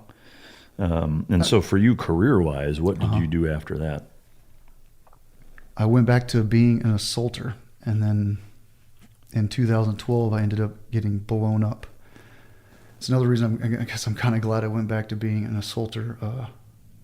I took somebody threw a hand grenade out of a window. Somebody threw a hand grenade at me, and it ended up hitting me in my ass. I took most of it in my ass. So I'm glad I didn't have Cairo. You know, what if a piece of shrapnel would have hit him? Yeah. So, but I went back to being an assaulter after that, and I ended up getting blown up in 2012. And it was pretty much downhill from there. Extortion happened. That was rough, obviously. All right, so when you got back, you went back to being an assaulter. What happened with Cairo at that point? Was he retired? We kept him as a spare dog, so he stuck around. Did he do any more work after that? Yeah. Yeah. Were you his handler for that? Or I had my own stuff going on at the time. We had to separate. And I had some personal issues going on. Like I said, I wasn't doing so well. I had to attend a couple of courses, and then eventually I ended up getting blown up. It was a lot of booze, let's be honest. Let's put it out there, huh? And then after I got blown up, I think with losing my friends and. Were you on the mission? You said Nick was a good friend of yours. Were you on that operation? No, I wasn't there. Yeah. I mean, he was one of your closest friends. Were you still active when that happened? Yeah, my hair flopped twice. It was after Nick died and after extortion. So I'm pretty sure it's like stress. Yeah. Right. It's not too hard to figure out. That might be a little bit of stress. I think between that and all the explosions, and then you put booze on top of that, too much. Like, I'm not saying you shouldn't drink. If you want to drink. For me personally, that's. Yeah. guys were seeing it. Yeah. And then, after the explosion is when it just like then some migraines kicked in, and then with the grenade incident, was that so? You went back to the same squadron, just not being a dog handler, and went back to being a shooter. I did. Can you detail the operation where the grenade happened? Yeah, it was my first actual op back. Like I got in trouble, had to serve my penance. I did my time, and it was good to be back with the boys and trying to redeem myself and being an assaulter. I was happy. I was happy to be there. It sucked I didn't have Cairo, but it was just good to be back with the boys and being an assaulter. And but my first op back, we ended up making it to the target. I was told to help my friend go to a set up location at a different spot. So we're on the side of the building, and we didn't have much of a room. There's a little, it was a side of the building, a little bit of a walkway, some trees, a ditch, and then open field. I'm kind of stuck up against the side of the building. I was told to go to that different location. I wanted to wait for my teammate, so I just kind of pressed myself up against the building and let everybody go by, wait for my buddy, and we're going to move. As I'm waiting for people to move by, one of the operators stops and starts pretty much shooting directly up, and I'm like, all right, they must have heard something. They know we're here. As soon as he stops shooting, I move my way around him. I didn't want to hit him. I didn't want to miss his shots. I didn't want to interrupt his fire. So I let him stop shooting, and I move around him, and I get out into the field to get a better angle with a couple of other teammates of mine. And then it gets fuzzy kind of. I remember the grenade going off. I didn't go unconscious. Knocked me on my hands and knees. And it just gets kind of fuzzy. I thought I'd done certain things, and then going back and talking to people, it just kind of gets fuzzy from there. I kind of wandered off into I remember wandering off in the field, but I didn't take any cover. So it rocked me. It didn't knock me out, but it rocked me. I mean, was there shrapnel buried in you, I'm assuming? Yeah, it got me. Like, it was most of it, like I said, I got 2 Forrest Gump wounds. Yeah. Yeah. It felt like somebody hit me in the back with a baseball bat. So I'm like, all right, that's where it really hurt.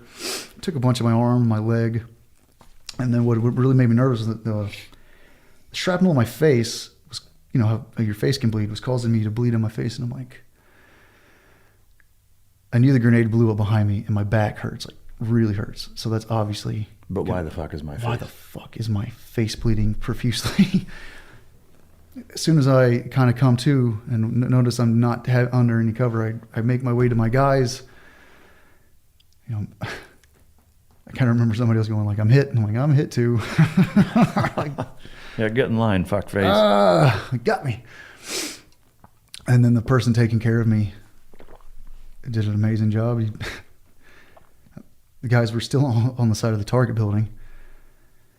Unfortunately, since I took the shrapnel in my ass, I was face down, ass up on target. Oh, that's great. And, I was a little reluctant at first. I'm like, I was like, nah, man. Like, I was like, check my face. Like, what's wrong with my face? He's like, dude, your face is fine. Yeah. I had like a through and through in my hand. I didn't even notice that until way later. That wasn't even an issue. It was the back. And then, so that was the face down, ass up. He checked me out, stuffed some gauze into my holes. Yeah. My grenade holes. So he's got his fingers in my ass. What got me? So was it all grenade shrapnel, or were there other pieces of shrapnel of other material from the explosion, or do you know? It was all grenade shrapnel. Okay. You got 2 other guys. You got Fraggle. I think it was actually more than that. The other guys just. God, one fucking grenade did that. Wow. It's like. It was a well-placed fucking grenade. You get lucky sometimes, right? Yeah. So were you able to finish that operation, or did you get medevaced at that point? I got medevaced. And were there 2 other guys that got medevaced also? One guy, no, we all got medevaced at the same time. We all went back and went into surgery together. Yeah. Yeah. And me and one guy flew out to Germany. for subsequent surgery? Yeah, we were pretty messed up. One guy thought he was okay. Tried to stay on deployment, but it rocked him really bad, and he ended up having to kind of take it easy as well. Yeah. Yeah. Were any of the injuries sustained from that specific mission beyond shrapnel? I mean, did any of them do any significant damage, like life debilitating damage? My lower back. Yeah. It's not like life debilitating. I can't complain. There's guys out there with way worse injuries than me, but I would say from the grenade injury, the head, but as far as like the head, obviously, like the concussion, like TBI, we can cover that. We can talk about that as much as you want. As far as like other hurts, like my lower back. Yeah. A little here and there. Is there any shrapnel still in you from that? There's some, actually, yeah. Over here, there's a big chunk of my right butt cheek somewhere. Yeah. Most of it would eventually come out, and I'd sit there and pop it out in the shower. Oh, shit. Yeah. Is it not that painful? No. Not really? Do you save it? I asked the doctors to save my ass shrapnel. Yeah. They just forgot. They forgot. Or something. I don't know. It didn't happen, but I mean, the pieces that you pick out yourself, do you bother saving them or you throw them away? I don't think I still have them. I have a bunch of Cairo stuff I would keep as far as my own personal stuff. I kind of was slacking on it, maybe. Yeah. Yeah. So when sorry to interrupt. I might have one piece, I think, still somewhere. Yeah. Yeah, I think I have one piece somewhere. Let's make a fucking necklace out of it. That was one of the things Mike Day, when he was on here, because he was shot 27 fucking times. He's got a couple of the bullets.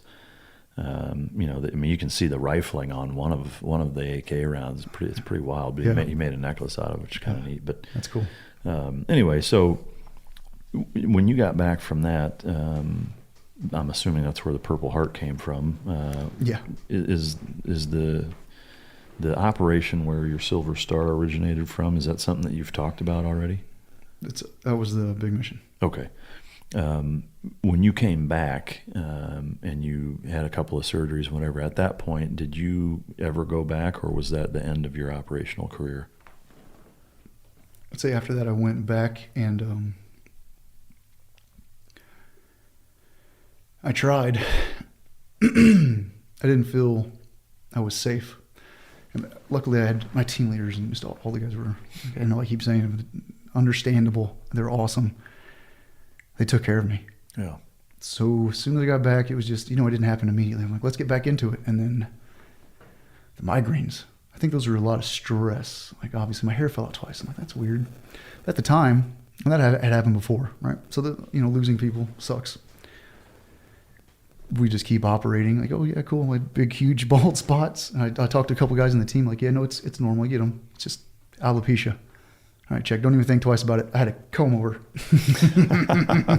Awesome. I had a comb over until during like one of the command meetings, somebody started poking my bald spot, and it's like, hey, dude. I'm like, all right, I'm going. I usually had it shaved. I don't know. I just let it grow out. But oh man, go on that segue. The hair fell out when we were going with the brain. I had understandable people taking care of me, so the migraines were really bad. So the hair was like the beginning of it. That's weird. Didn't stop us. We're still working. I love doing my job. It ain't stopping me. And then after that explosion, the migraines were bad, and just things were different. Yeah. Sitting in, and I knew who I used to be, and I knew I busted my ass to get where I was. And we, you gotta be fairly smart to do our job. I didn't feel like I was at that level anymore. I felt like I was a liability. I felt unsafe. I tried to jump back in, and it's just like with the migraines, what if I get a migraine on target or something? Was it just migraines, or was there like a cognition aspect where you just felt slower? 100%. My short-term memory and all that stuff. So I would be sitting there looking at guys, and even still to this day, I still have trouble with it, but I've gotten help here and there. But I would be sitting there, and I remember who I used to be, and going through training, picking things up fairly quick. I was looking at one of these guys who was like, running a trip, he's getting his black belt in jiu-jitsu. He's about to be a team leader, taking care of a family. You do like 6 things, and I couldn't run one trip. Like I did, I put it together, but it's like, what is going on here? It took me forever, and then I get the migraines, and I'm like, it was frustrating. Yeah. And then luckily my head shed was just awesome. They would allow me to go home. I was like, hey man, I got another one even on training trips, or even if I didn't, even if I was trying to suck it up, he would call me over. Hey, go home. All right. And was it at that point that you made the decision? I gotta fucking go do something else, or did they? I had sat down with him. I think it was a hard decision, but I was like, "Hey, man," and he knew it. Yeah. It's time to move on to get help. Yeah. And so we started doing the N.I.C.O thing, and I know a couple other guys that have done that. Actually, the guy that you just met before we started here has been through that and has told me a little bit about it. I haven't. It seems like one hell of a program that I wish all guys had access to. But can you talk a little bit about that? Yeah, I agree. I think everybody should probably go through before at some point, maybe to get a good baseline of where you're at. Or some kind of test, and then the actual facility was great. It was I didn't know what was going on. For the listener, can you just kind of say what it is? I'm sorry. What N.I.C.O is?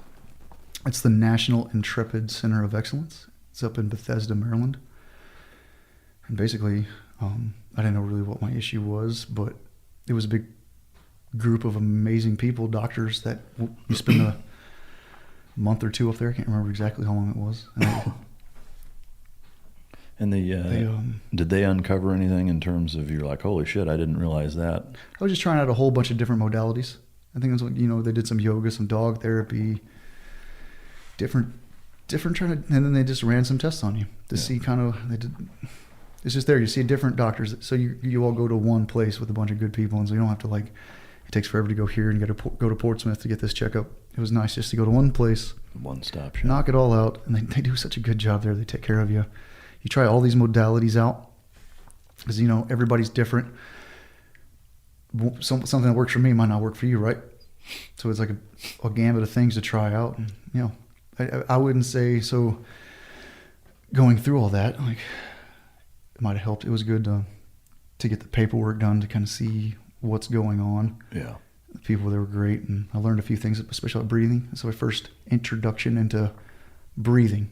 Yeah. I was like, okay, listen to that. They had a little omega wave, maybe, just to kind of get you into the right state through your breathing exercises, which I think is a huge deal. Yeah. So you learn a couple different modalities, so that was very beneficial. But getting out, was on a lot of meds. Was that part of your just getting out process, or did that dictate the fact that you got out? I was trying to stay in. I was trying to see what was wrong. And, what's with the migraines, but then try some different medication to get them to stop. I think it was just stress. Yeah. I think over time, I just needed to calm down. My hair fell out twice. Calm down for a minute. Yeah. Were the results of the N.I.C.O process, did that solidify your separating from the military?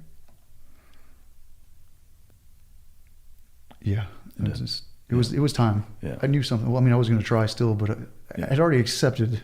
When that sit down with my team leader was like me, it was like, yeah, that was hard. Yeah. Once I had done that, was he frank with you in that case in terms of not a come to Jesus, but leveling with you and being like, look, man, I love you, but you're not the same. Yeah. They had talked to me before. Yeah. It wasn't the first time. Yeah. Yeah. So then we went and they put me through everything. I had multiple treatments, the ganglion block a couple times. You ever heard that one? Mm-mm.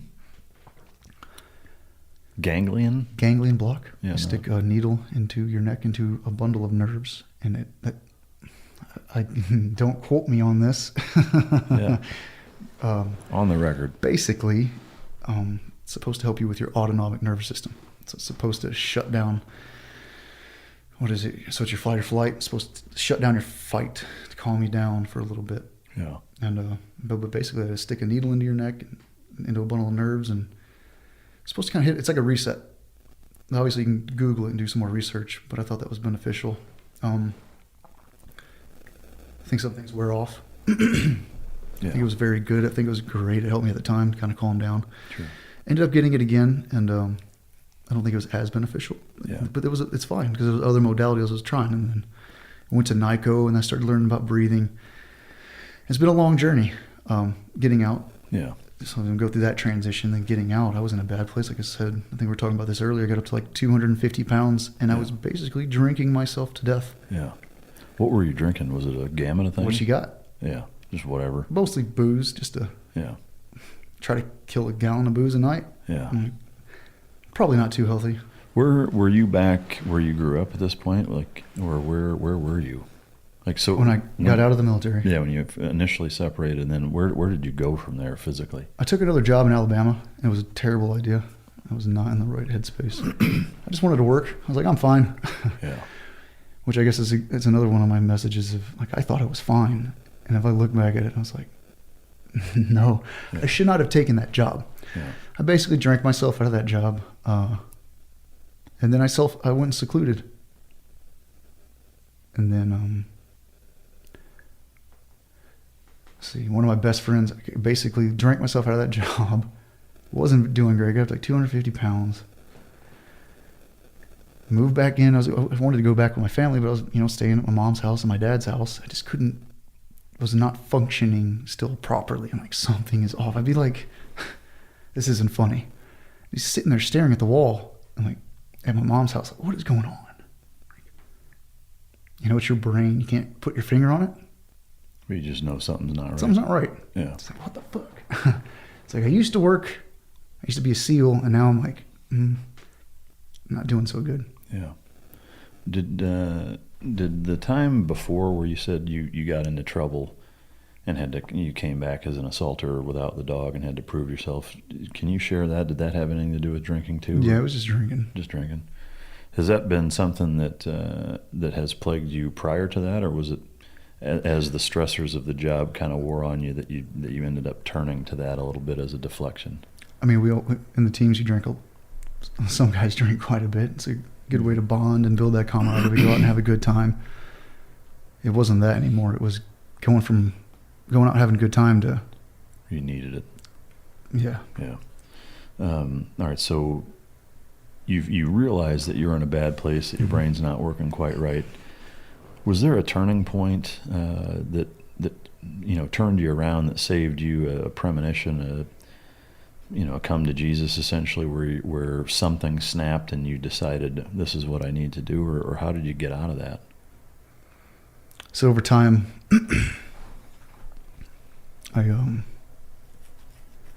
one of my best friends, Jared Shaw, reached out to me, and he told me about the Brain Treatment Foundation and what they can do. Like, look at your hormones and then do some other modalities on brain treatment. There's multiple things that they do, but he's my best friend. I trust him. Is he a team guy also, or? He is. Yeah, he's a good guy. I wasn't going to go anywhere. I didn't want to go in the beginning, but he was going. So I was like, he convinced me into going. I was like, hey man, I'm going. I want to go by myself. I'm like, all right, I don't really want to go. I don't know why I was so reluctant. I don't know. I guess just after going through all the modalities, it's just like over and over and over again. It's like, I just get kind of tired of trying new things, maybe. Yeah. Especially the meds. I don't want to try meds. That was like, I don't want to do any more of that stuff. I see a recurring theme with a lot of veterans with opioids. Was that ever a problem for you? It was mostly the migraine medicine, and it was mostly booze. Yeah.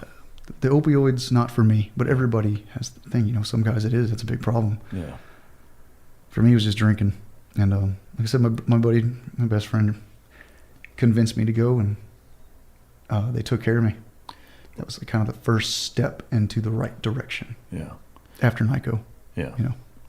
What time frame was this? So I got out, and I don't remember exactly how long I worked for the company. When did you get out? 2015, I want to say. Yeah. And then maybe I had that job for about a couple years. I don't know. Kind of it's fuzzy. And then I moved back to where my parents were. I wanted to spend time with my folks. I hadn't seen them in forever. Plus, I couldn't hold down a job. Yeah. But it was good to see them. Eventually, I ended up moving out and getting a place, on my own. But then, as I was doing that, my friend reached out and told me about it, and I was reluctant. Eventually, got me to go, and then ever since then, and then after doing that, It's the first step, and then learning about these different, so like breathing. I don't know if you do any of these breathing or meditating or yoga or... A little bit. I've messed with it a little bit. I for sure, understand its benefits, and I think for me, especially just the I guess you'd call it a breathing in conjunction with meditation. I don't do a lot of it, but there's certainly times where I had a guest on just a couple episodes ago, Akshay Nanavati, that is huge into, we'll just call it enlightenment, I guess. And that's one of his biggest recommendations / challenges is the stillness of your mind, and how hard that is, for everybody, but especially some people.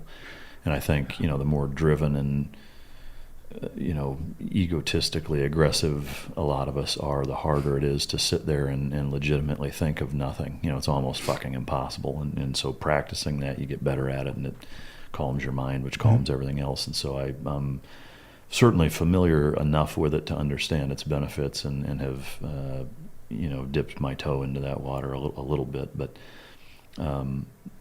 was there any other programs or things that you did past that, or was it mostly kind of self exercising these different tactics?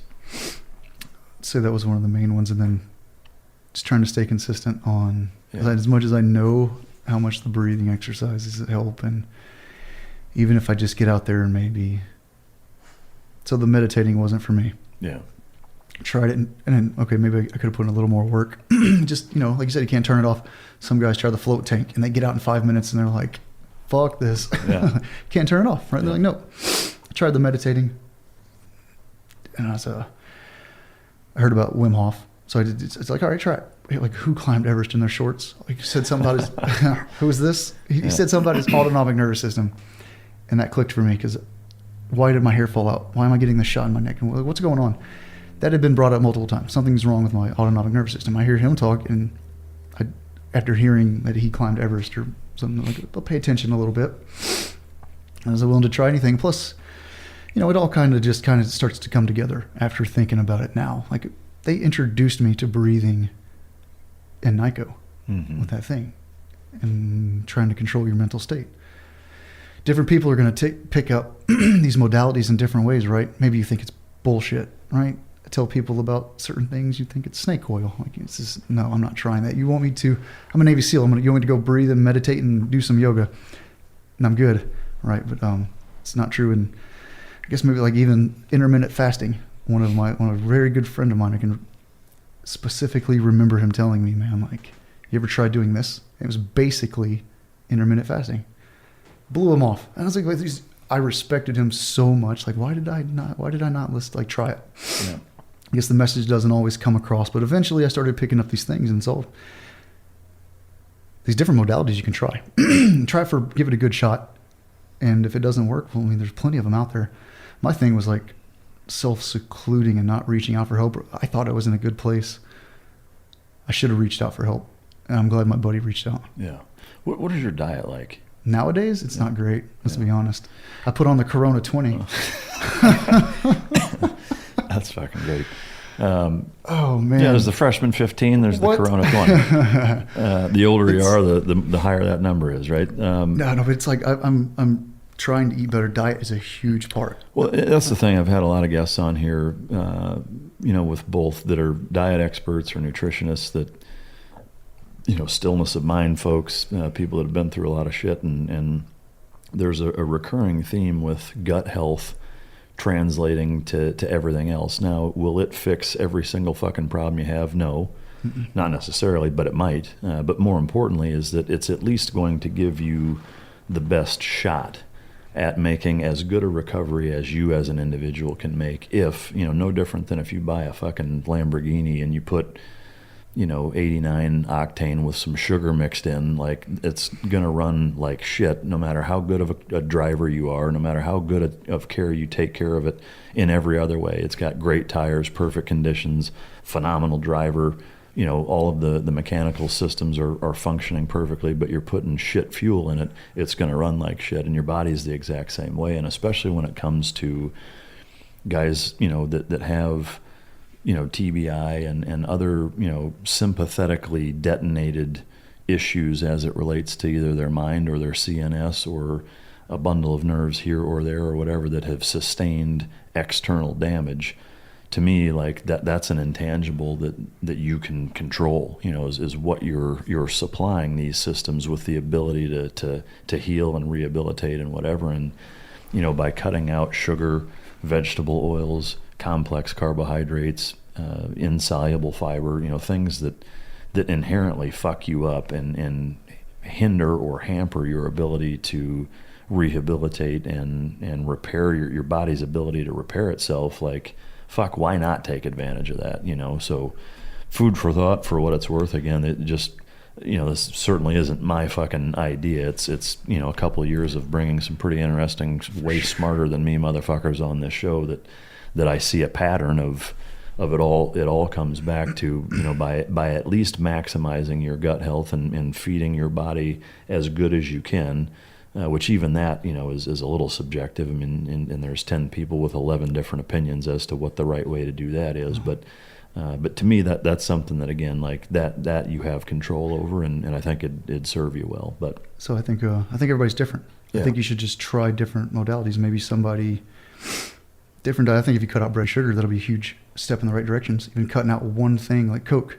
I try not to drink too much Coke. Yeah. Or just water all day. But I think that's kind of like why I'm telling Cairo's story. This is like not what we're used to doing, is telling stories like this. The reasons why I'm doing it is, well, number one, we're a piece of history. Cairo was great. I can talk about Cairo all day long. You want to talk about me? Well, there's better men to talk about, I feel, in the teams. I worked my ass off to get where I was. There's other guys that are great. I can talk about Cairo. If I can tell his story and bring attention to working dogs and what they can do, all working dogs, and dogs in general, even your dog at home. Yeah. Bring attention to what they can do.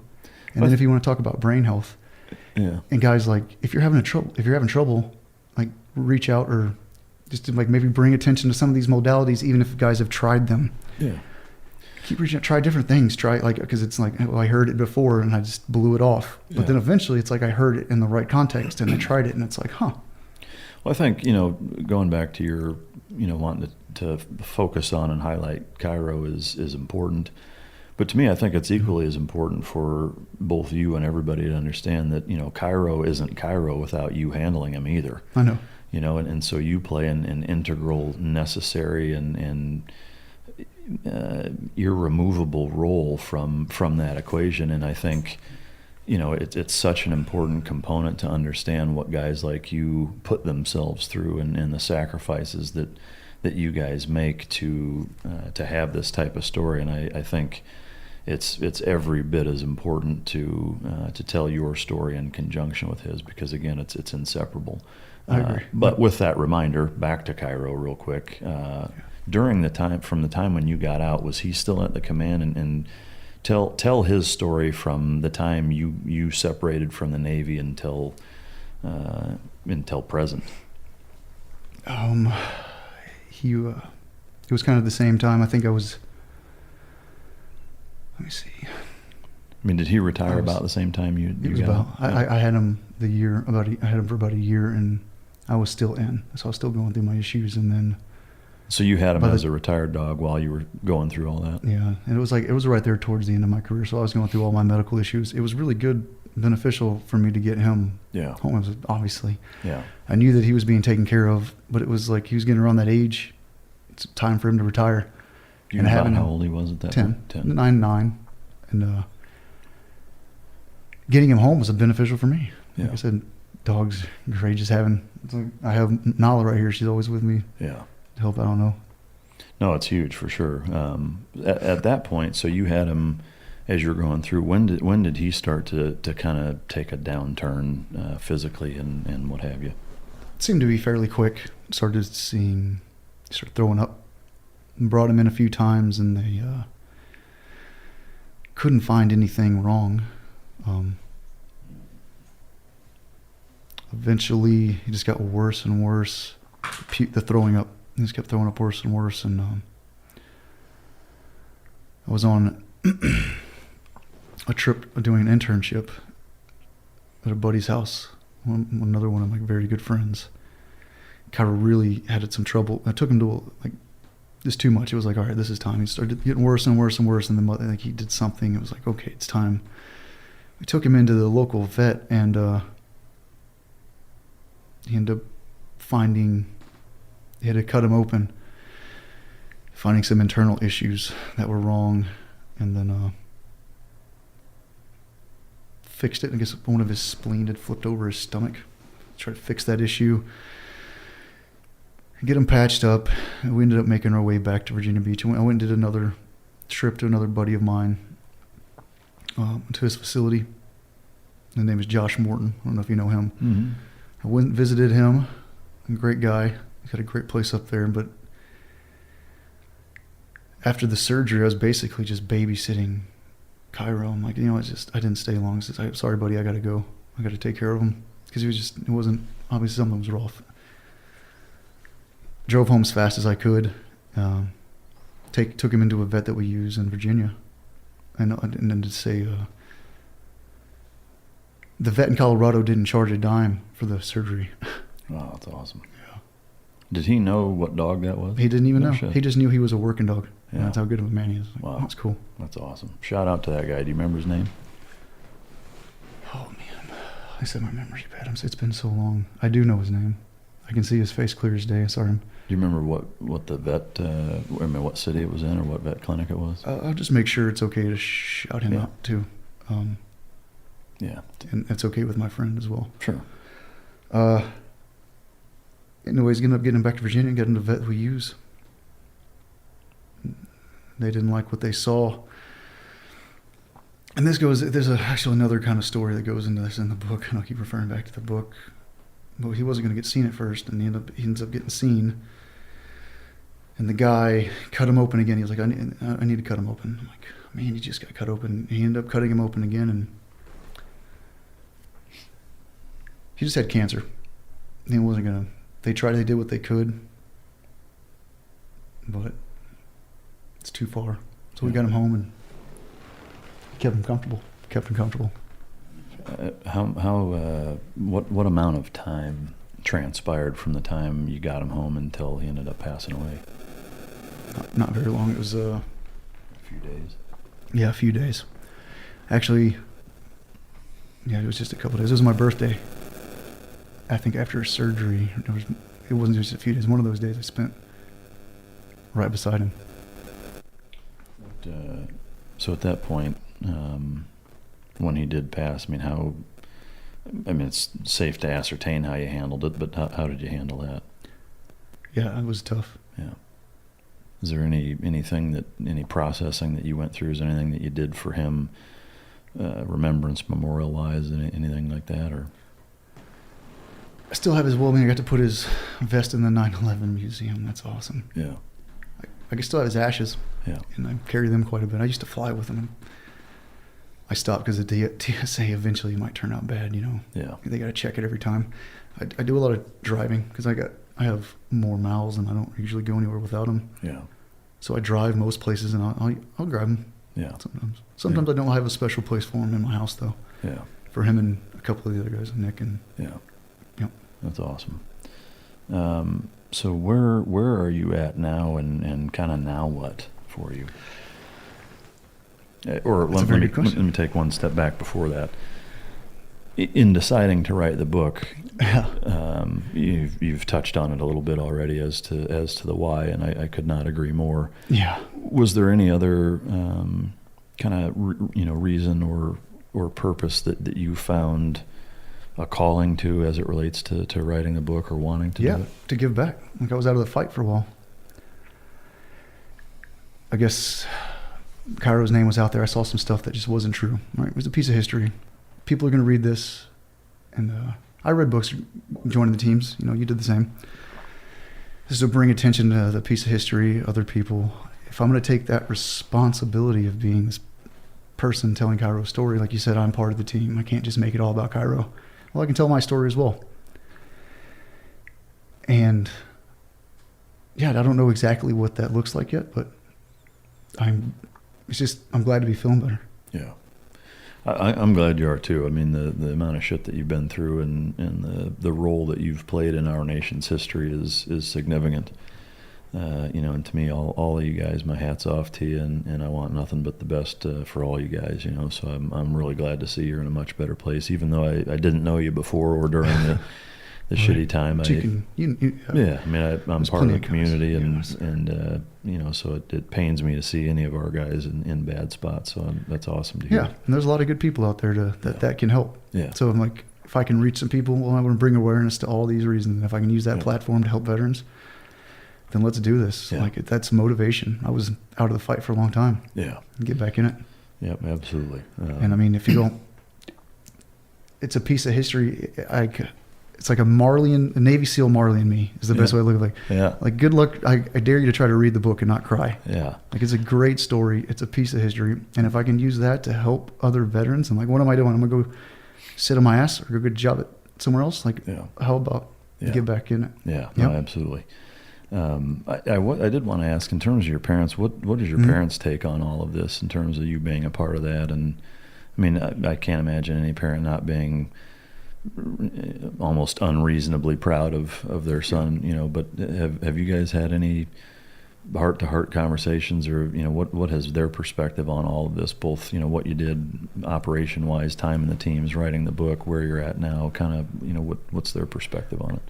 I don't know. We didn't say much. I told I would call them every once in a while. I was in the team, so we didn't really talk it and tell them what was going on. Maybe more than my father more. My mom is hard of hearing, so I can't just exactly call her easily. I mostly just would text her, because that's the best way to obviously communicate with her. And I didn't want to worry her either, so I would send her text. I didn't want to tell her what was going on. Didn't need her freaking out. So I gave her like a little gist, but the communication definitely sucked. Nowadays, like, they're going to see this podcast and they're going to learn some stuff that they didn't know. Yeah. Well, that'll be interesting. Maybe we'll get them on here, right? It'd be interesting. Yeah. I tell my dad and stuff, but we don't talk about a lot of things.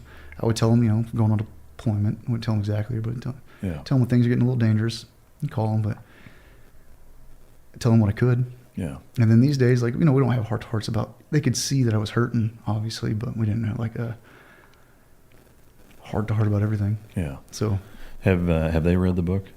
They're in the process of it. I'm looking forward to reading it as it just came out here this week, and given the circumstances of the logistics of not being able to get one, kind of hampered my ability to interview you on it a little bit. But I for sure am going to read it and looking forward to it. The book again is called No Ordinary Dog, and I really, I have a number of guests here on that have books, and we go through them and talk about them, and the guests that come on with a book, they come on for a reason, because they have a remarkable story and an interesting book that's worth picking up. Not only is this not an exception, I would say it further exemplifies that type of scenario where one of the benefits to me not reading the book and going through some of it is there's a lot of it in the book that that we didn't cover on this podcast that I think you guys would really enjoy, just knowing the type of guy that Will is, and him alluding to some of the details in the book. It's for sure worth getting. Is there anything you want to talk to that? I don't mean to be so vague. We already had this conversation. It's like everything in that book tells. Joe, working with Joe Laden was amazing. Everybody on that team. Yeah. We put together a great book, and it's it was approved. It went through the approval process, so we're not giving away any secrets, but you get a lot of information out of it that's allowed to be given. And my brain I'm still in the process of fixing myself. I'm not in a great spot. I'm happy to launch my dog's book, and I'm excited to hopefully help some people out. It's great. I'm super excited, but I'm still going through my own things. There's multiple courses that I want to go to that are on the horizon. I can't wait to try. Yeah. Right. In terms of writing the book and how that's received, I know especially from Dev Group as a command, there's been a handful of guys that have written books that, some are well received, some are not. What is your take as one of those guys in terms of, Rob and Mark, in air quotes, those two books specifically, I guess, what is the deal with that in terms of kind of the inner strife that that goes along with that, and how that's kind of viewed from the command's perspective. Can you talk to that? The way I look at it is I got to work with both of those guys, and they were above me when I was in. They were both great operators. I looked up to them. I know there's going to be some people that are probably upset that I'm writing a book. I think if I'm just trying to do it the right way. Keep it about the dog. I'm trying to go about this the right way. Yeah. And then using it to help other guys. I hope that they understand that. Yeah. I don't know how you couldn't, honestly. I mean, again, if you look at the light that you're trying to bring, just that in conjunction with, the benchmark or the principal bedrock of what, any service member is putting their life on the line to protect is what? The freedom of speech, is a bedrock principle of this nation. And, to me, if you're not, divulging capabilities and compromising, a unit's ability to operate, yes, obviously that is a problem, and I understand wanting to be careful about that. But I mean, fuck, you went about it the right way. It was approved, scrubbed by probably fucking 12 different people in 9 different offices. It took quite a while. I don't doubt it. Cool. So it was done right, yeah. To me, I don't know how you can have a problem with that. Yeah, everybody went through it and they approved it, so we're good with it. Yeah, no, it's good shit. Anything else that you want to share as we wrap up here? That's it. I really hope y'all enjoy the book. I hope I did Cairo right. I hope it brings attention to what the Canines can do. I hope I can help other guys. I mean, that's basically my thing here. Yeah, and I appreciate you having me on. And I appreciate you coming on. I know some of the things we've talked about are tough subjects. They're hard to go through and equally as hard to talk about. And I applaud your ability to do so in such a composed manner. And that that's not easy to talk about some of those things. And I know that some of them make you a little uncomfortable. But I appreciate you walking us through there. And I don't know what you're talking about. Yeah. But so thank you again for coming. Where can people find the book? Amazon. Right now, the coronavirus is kind of I hope everybody is out there is doing well. I know people are going through some rough times, but we'll get through it. I guess it's another message. So everybody stay strong. Right now, it's Amazon. It's in bookstores, but I know people are staying at home. Yeah. Has it? It's not actually started shipping yet from Amazon, right? Is that correct? People are getting their copies. Okay. I know it just started yesterday, but some people were saying that they were scheduled to get theirs this weekend or tomorrow or Saturday or whatever. So I know it's been a little slow to roll out, as well as Mark with St. Martin's, you bastard, not sending me a fucking copy ahead of time. This is I mean, they're in. This is like the virus is a new thing, right? Yeah. Well, I'm still going to slap Mark in his nutsack for not sending one, but. It's all good. We're making it work, though, man. It's like adapt and overcome, like with adapt and overcome. I hope people just go on Amazon. I hope you really enjoy the book. If you can read it without crying, good job. Like, so there's a couple things. I mean, there's undoubtedly a couple 100,000 people that will hear this. Every single one of you ought to go out and buy that fucking book. Like I hope he doesn't mind me telling it. I was talking to a guy on the phone. He lost a couple friends in 9/11. He called me like sobbing from reading the book. Yeah. I have no doubt. I mean, I wish I had the opportunity to read it prior to this, but it is what it is, and I'm looking well damn forward to reading it. I have no doubt I'll get choked up if there's been a number of dog books that have done that to me. But at any rate. Can't thank you enough for coming on. For those of you listening, thank you for tuning in. More importantly, go buy this book, No Ordinary Dog. I promise, even having not read it, you won't be let down. The man sitting to my right, again, is a patriot of the highest magnitude, and we all owe him a huge debt of gratitude, even though he would try to argue otherwise. The amount of shit that you've been through on behalf of this great nation is nothing shy of just downright fucking impressive. And I thank my lucky stars that guys like you and the guys that you were with on that day do and continue to do what you guys do. So thank you from the bottom of my heart and on behalf of everybody listening. I mean, it was my pleasure. It was an honor, and thank you as well. I mean, you know the deal. But as we wrap up here, I want to take a quick minute to thank our sponsor again, N.I.C.O Fuel. and Origin Labs for the products, as well as teamdog.pet, tricos.com for all the stuff that I have going on, as well as a quick reminder too, if you're watching on YouTube, subscribe to my channel, and if you're listening on iTunes, subscribe as well as leave a fucking review. All right, it helps me out by doing so. So just go ahead and do that while you're choking yourself. Thanks again to Will for coming on and sharing his story, and Nala for being such a good girl, sitting there quiet as a 6-month-old pup. That's impressive. Yeah, she did awesome. 6 months old, and she's been sitting here by his side the whole fucking time. So. Yeah, I also read the audio book, and she sat the whole way through. Oh, it's awesome. Yeah, she's been doing good. It's amazing. Last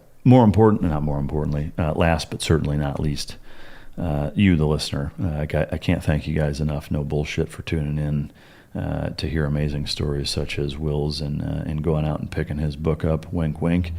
And appreciate all your guys' support. Look forward to bringing you more episodes down the pipe here. And until next time, this is Mic Drop.